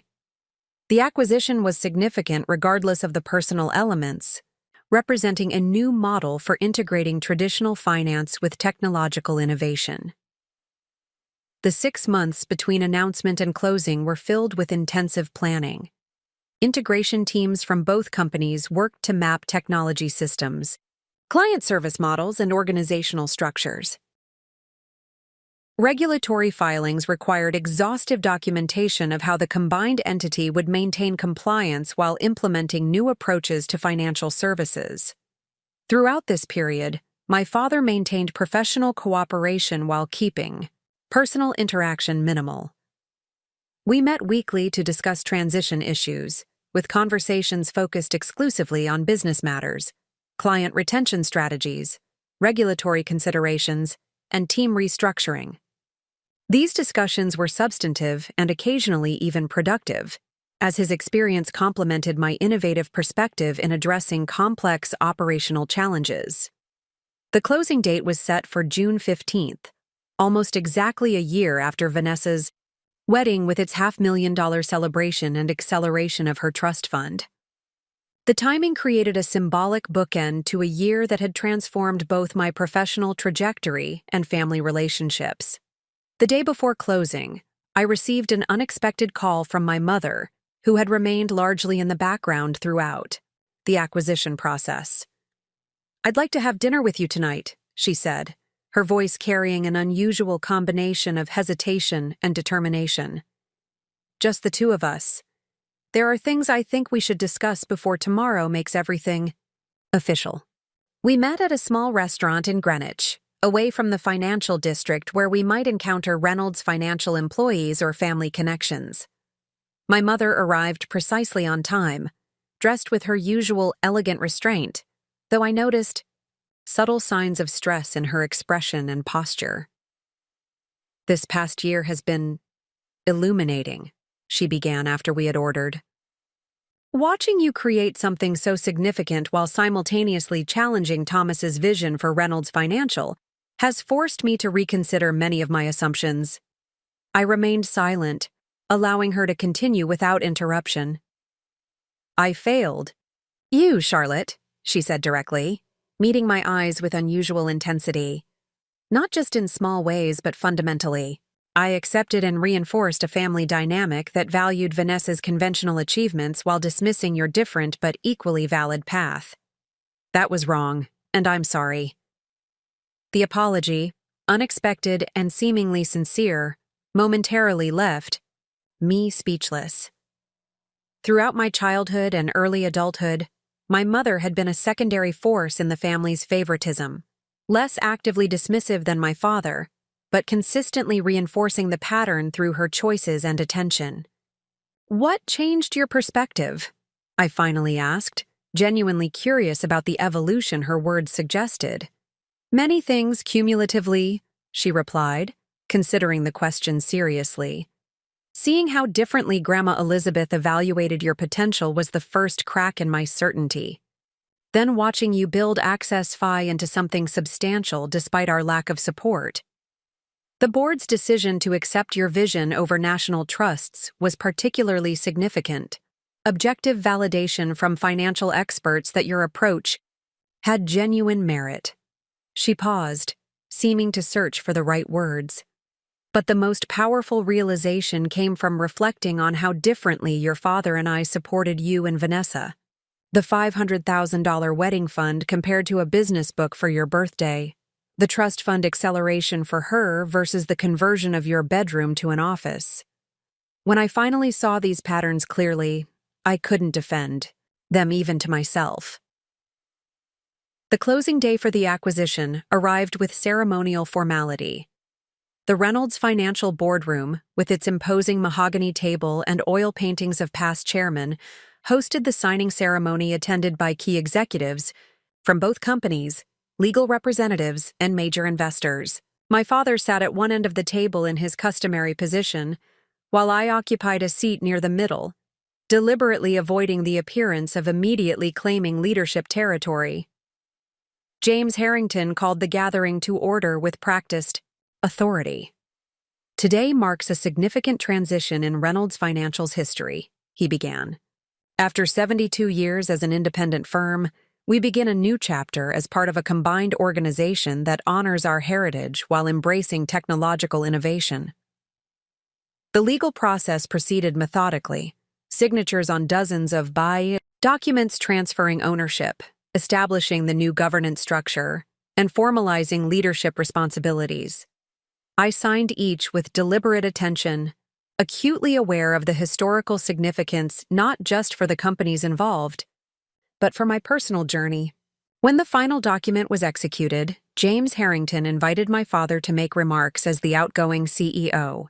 He rose with the polished dignity that had always characterized his professional persona, adjusting his custom French cuffs before addressing the room. Reynolds Financial was founded by my father to provide sophisticated financial guidance to clients overlooked by established institutions, he began, his voice steady despite the obvious emotional weight of the moment. For nearly 3 decades, I've attempted to honor that mission while adapting to changing market conditions.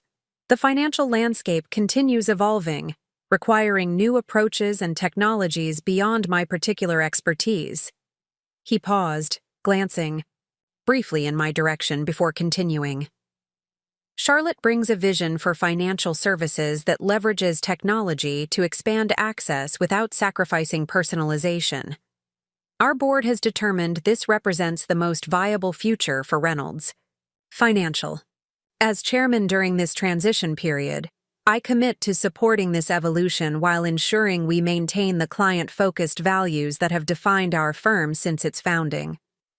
The statement was more gracious than I had expected, acknowledging both the legitimacy of my vision and his commitment to a successful transition. Whether motivated by professional responsibility, personal growth, or simply pragmatic acceptance of reality, his words established a constructive foundation for our working relationship during the integration process.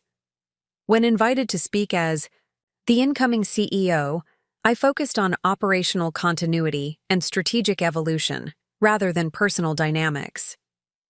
Reynolds Financial and Access Fi share a fundamental commitment to client success, though expressed through different mechanisms. Noted, our combined organization will preserve Reynolds Financial's relationship-centered approach while introducing technological capabilities that enhance service quality, expand accessibility, and improve operational efficiency. The formal proceedings concluded with a champagne toast to the combined organization, now officially operating as Reynolds Financial Technologies. The name represented a deliberate bridge between heritage and innovation, maintaining the Reynolds brand identity while explicitly signaling the technological transformation underway. As the gathering dispersed into smaller conversational groups, I found myself approached by Walter Kensington, whose strategic guidance had been instrumental throughout the acquisition process. "Congratulations," he said, raising his champagne flute slightly. "You've accomplished something extraordinary here. Not just the business transaction, but the vision behind it. Integrating traditional finance and technological innovation is the industry's central challenge. You've created a laboratory for addressing it systematically." "Thank you," I replied, "though execution will determine whether the vision translates into sustainable reality. The next 18 months will be crucial." "Indeed," Walter agreed. "Which is why I wanted to mention something before I leave. Your father requested a meeting with me yesterday. He wanted to discuss how similar institutional transformations have managed leadership transitions between generations." I raised an eyebrow, surprised by this information. "What was your impression of his intentions?" "Constructive," Walter said thoughtfully. "He seems genuinely committed to a successful integration, though obviously processing complex emotions about the situation.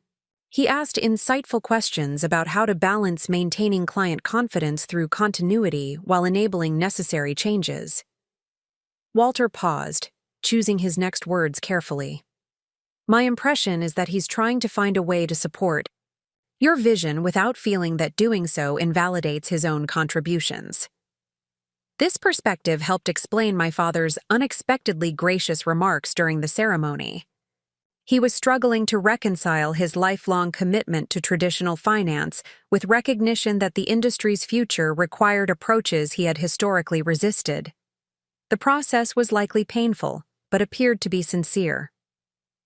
The weeks following, the closing established new operational rhythms for the combined organization. I maintained my primary office at Access Fi's Cambridge location 3 days per week, while working from Reynolds Financial's Greenwich headquarters the other 2 days. This arrangement allowed me to maintain connection with the technology teams, driving platform integration while establishing presence with traditional Reynolds Financial clients and employees. My father focused primarily on client relationships during this period, personally contacting major accounts to address concerns about the acquisition and introduce the enhanced capabilities the combined organization would offer.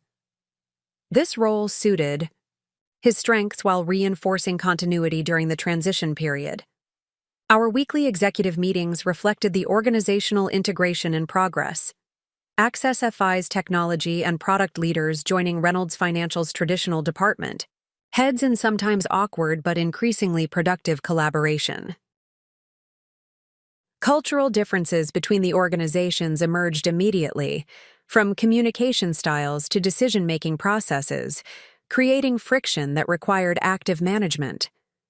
I established cross-functional integration teams pairing employees from both organizations to address specific challenges: technology, platform migration, client onboarding procedures, compliance frameworks, and marketing positioning.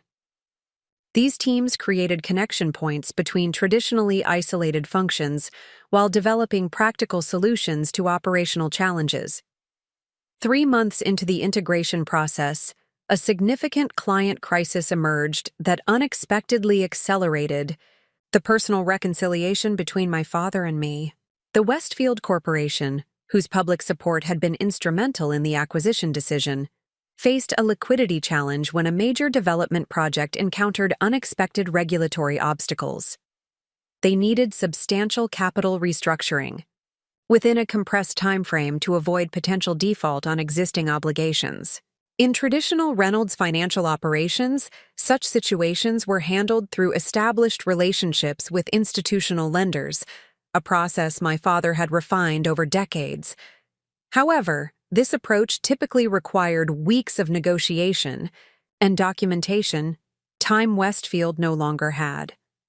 I proposed an alternative solution leveraging AccessFI's algorithmic matching capabilities to identify non-traditional capital sources willing to provide bridge financing under Westfield's specific constraints. The technology could potentially reduce the process from weeks to days by simultaneously evaluating hundreds of potential funding sources against Westfield's requirements. My father initially resisted, concerned about deviating from established processes with a major client relationship at stake. Westfield has trusted Reynolds Financial for 20 years precisely because we don't experiment with unproven approaches when their financial stability is concerned, he argued during an emergency executive meeting. I understand your concern, I acknowledged, but the traditional approach cannot meet their timeline requirements. AccessFI's platform has successfully facilitated similar transactions, just with smaller clients and capital amounts. The algorithmic approach doesn't replace relationship judgment. It amplifies it by extending our reach beyond traditional funding sources. After further discussion, we developed a hybrid approach. My father would manage client communication and transaction structure while AccessFI's technology platform would identify and qualify potential funding sources. This collaboration represented our first genuine partnership, combining our different strengths toward a shared objective rather than competing approaches. The results exceeded expectations. The platform identified 3 non-traditional lenders willing to provide bridge financing under Westfield's compressed timeline, including a family office that had specific interest in the type of development project involved. My father's relationship skills and transaction expertise enabled rapid finalization of terms once these connections were established. The entire process was completed in 6 business days, a fraction of the typical timeline for transactions of similar complexity. Westfield's CEO was effusive in his appreciation. This combination of traditional expertise and technological capability is exactly what we hoped the acquisition would produce, he told us during the closing call. Reynolds Financial's understanding of our business combined with AccessFI's ability to quickly identify compatible capital sources created a solution neither organization could have provided independently. This successful collaboration marked a turning point in my working relationship with my father. The empirical results demonstrated that our different approaches could be complementary rather than contradictory, that tradition and innovation could strengthen rather than undermine each other when properly integrated. Following the Westfield transaction, my father invited me to dinner at Morton's, a traditional steakhouse favored by Greenwich financial executives. Though framed as a celebration of the successful client outcome, the invitation clearly suggested interest in conversation beyond strictly professional matters. The restaurant epitomized old-school finance culture: dark wood paneling, leather, booths designed for private conversation, and staff who prided themselves on recognizing regular clients. My father was greeted by name at the door, with the maitre d' leading us to what was obviously his regular table in a quiet corner of the main dining room. "I used to bring clients here when I wanted to establish trust," he commented as we settled into our seats. Something about the environment, traditional but not ostentatious, helped create the right impression, particularly with entrepreneurial clients concerned about whether a firm like Reynolds Financial would understand their needs. This historical detail surprised me, evidence that my father had once been more attuned to perception management with non-traditional clients than his later leadership style suggested. It hinted at an earlier version of Thomas Reynolds more aligned with his father's innovative approach, before decades of industry consolidation and standardization had shaped his conservative leadership philosophy. "The Westfield transaction was impressive," he continued after we had ordered. "The speed of identifying appropriate capital sources while maintaining proper risk assessment would have been impossible using our traditional methods alone. Access FE's algorithms essentially perform the same evaluation processes Reynolds Financial always has," I explained, "but simultaneously across hundreds of potential sources rather than sequentially. The judgment criteria remain similar. We've just dramatically accelerated and expanded their application." He nodded thoughtfully. "I see that now. Initially, I viewed technological approaches as necessarily sacrificing personalization and judgment.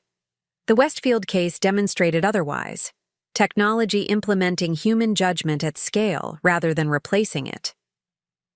This acknowledgement represented significant evolution in his perspective.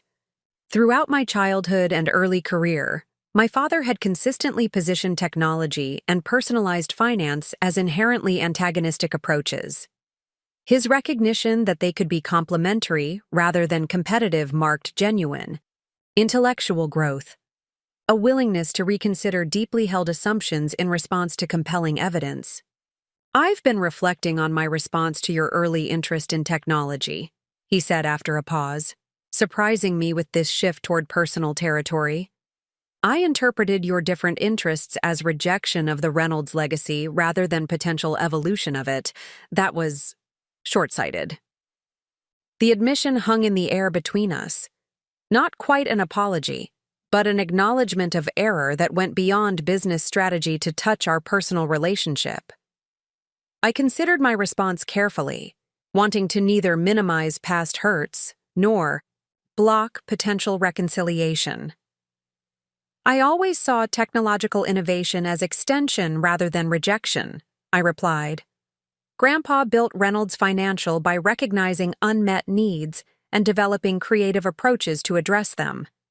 Access FI represents the same fundamental impulse, just expressed through different mechanisms appropriate to current market conditions." Elizabeth made a similar observation, he noted with a small smile.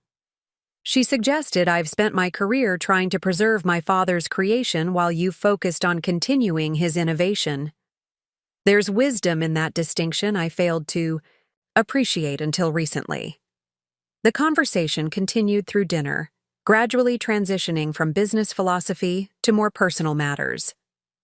For the first time in my adult life, my father asked genuine questions about my experiences at MIT, my early entrepreneurial efforts, and the challenges I had overcome building Access FI without traditional institutional support. "You've accomplished something remarkable," he acknowledged as we finished our meal. "Building a successful financial technology company without the advantages typically considered essential in this industry: established connections, institutional backing, extensive capital resources. That required not just intelligence, but extraordinary determination." "I had help," I noted, thinking particularly of Grandma Elizabeth's support and Professor Chen's mentorship. Different from traditional advantages, but valuable nonetheless. "Yes, but the central vision and execution were yours," he insisted. "I may have disagreed with your approach, but I can't deny the results you've achieved or the impressive organization you've built. That deserves recognition, regardless of our past differences."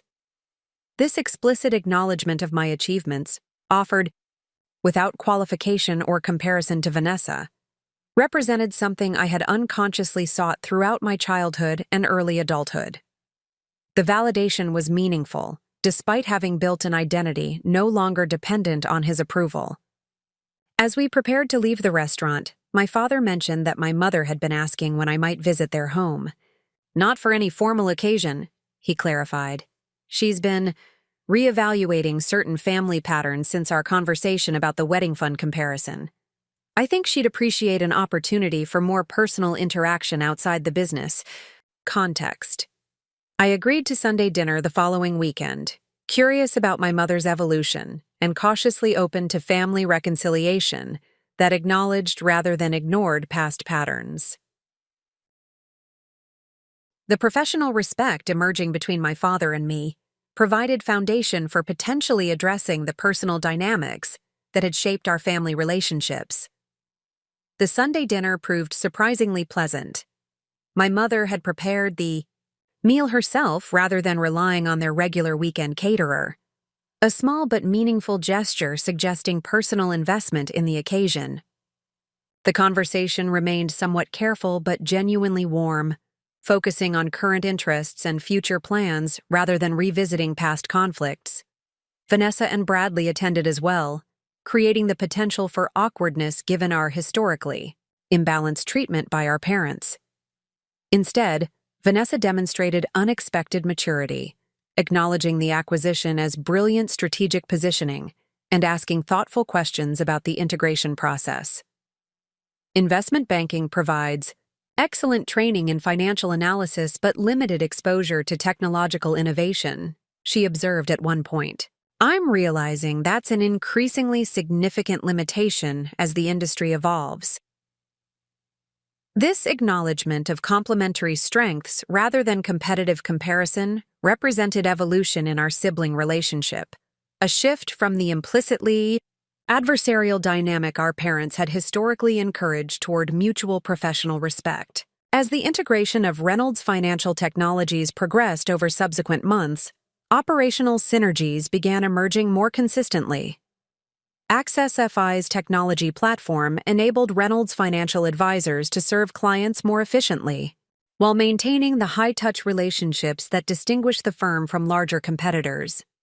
Meanwhile, Reynolds Financial's regulatory infrastructure and client relationships provided Access FI with institutional credibility and access to larger capital pools than previously available. 6 months after the acquisition closing, financial results validated the strategic rationale. Client retention exceeded 95%. New client acquisition had accelerated 22% compared to historical averages, and operating margins were improving through technological efficiencies. The combined organization was demonstrably stronger than either component independently. These operational successes facilitated continued improvement in family relationships. Professional respect provided foundation for personal reconciliation, with my parents gradually acknowledging the imbalanced treatment that had characterized my childhood, without becoming defensively entrenched in justifying past decisions. We made mistakes in how we responded to your different interests and aptitudes, my mother acknowledged during a private conversation at their home, comparing you to Vanessa rather than appreciating your unique strengths, supporting her conventional path while dismissing your innovative one. Those patterns were unfair and ultimately harmful to both of you in different ways. My father's evolution was less explicitly articulated but evident in changed behaviors, consulting my opinion on business matters outside my direct responsibilities, sharing credit for successful initiatives, and occasionally asking about my perspective on industry developments. These small adjustments reflected growing recognition of my expertise and judgment beyond the technological domain he had previously considered my only legitimate territory. The most tangible symbol of this familial reconciliation came 9 months after the acquisition, when my parents invited me to dinner at their home with no other guests present. After the meal, my father led me to his study, a room I had rarely been invited to enter throughout my childhood. I've been organizing some family materials, he explained, gesturing toward several document boxes arranged on his desk. In the process, I found something I thought you should have. He removed a leather portfolio from the top box and placed it on the desk between us. This contains your grandfather's original business plan for Reynolds Financial, along with his notes during the first 5 years of operation. I discovered it when clearing out storage files during the integration process. I accepted the portfolio with care, recognizing its historical and personal significance. Thank you. This is meaningful both professionally and personally. There's something else, my father continued, reaching into his desk drawer and removing a small box. This belonged to my father. He wanted it to go to whichever of his descendants best carried forward his entrepreneurial spirit. I believe that's clearly you. The box contained a vintage Patek Philippe watch with a brown leather strap, elegant in its understated sophistication. Turning it over revealed an inscription on the back. Innovation creates possibility. Jr. He wore this throughout the early years of building Reynolds Financial, my father explained. It was a personal reminder of his commitment to finding creative solutions rather than accepting conventional limitations. That approach defined his business philosophy, and evidently yours as well. The gesture represented more than the material value of the heirloom. It acknowledged my legitimate connection to my grandfather's entrepreneurial legacy, a connection my father had previously reserved for himself and, prospectively, for Vanessa. This recognition of my place in the family's business lineage represented profound evolution in how my father understood both the Reynolds legacy and my relationship to it. 1 year after the acquisition closing, Reynolds Financial Technologies had established itself as an innovative leader in integrating traditional financial services with technological capabilities. Industry publications regularly cited the organization as a case study in successful digital transformation within established financial institutions. Client growth and financial performance exceeded projections, validating the strategic rationale for the combination. To mark this milestone, I organized a private dinner at Grandma Elizabeth's retirement community in Vermont, bringing together the key figures in my personal and professional journey. My parents, Vanessa and Bradley, Professor Chen, Eliza Washington, Walter Kensington, and several early Access FI team members who had remained through the integration process. The gathering represented my vision for reconciliation, acknowledging past differences without allowing them to define future relationships. Professional respect had created foundation for personal healing, demonstrating that contrasting approaches could strengthen rather than undermine each other when directed toward shared objectives. During dinner, Grandma Elizabeth proposed a toast that captured the essence of this integration, both organizational and familial. To the Reynolds legacy, she began, raising her glass. Not as a static inheritance to be preserved unchanged, but as a living tradition constantly renewed through innovation and adaptation. Jonathan created a financial institution that addressed unmet needs of his era. Thomas preserved and strengthened it through decades of industry consolidation. Charlotte has now transformed it for the technological age. Different approaches united by common purpose, serving clients with integrity while embracing necessary evolution. The toast acknowledged each generation's legitimate contribution while recognizing that leadership requires different approaches in different eras. This perspective offered framework for reconciliation without requiring anyone to disavow their genuine beliefs or historical decisions. As the evening concluded, my father approached me privately. "I've been thinking about the $500,000 wedding fund," he said, referencing the disparity that had so painfully symbolized the imbalanced treatment of my sister and me. While that specific opportunity has passed, I believe in addressing inequities rather than merely acknowledging them. Your mother and I would like to establish an innovation fund of equal value within Reynolds Financial Technologies, dedicated to developing financial products specifically serving entrepreneurs and small business owners overlooked by traditional institutions. The proposal represented my father's most sophisticated understanding yet of both the business vision I had championed and the personal reconciliation we were navigating. Rather than offering direct financial compensation for past imbalance, which would have maintained the transactional framing of our relationship, he proposed institutional commitment to values we now shared, expanding financial access to underserved clients through innovative approaches. That fund would complement our strategic direction perfectly, I agreed. And personally, the alignment with Grandpa's original focus on entrepreneurial clients makes it particularly meaningful. We thought so too, he replied with a small smile. A way of honoring both his legacy and your vision simultaneously.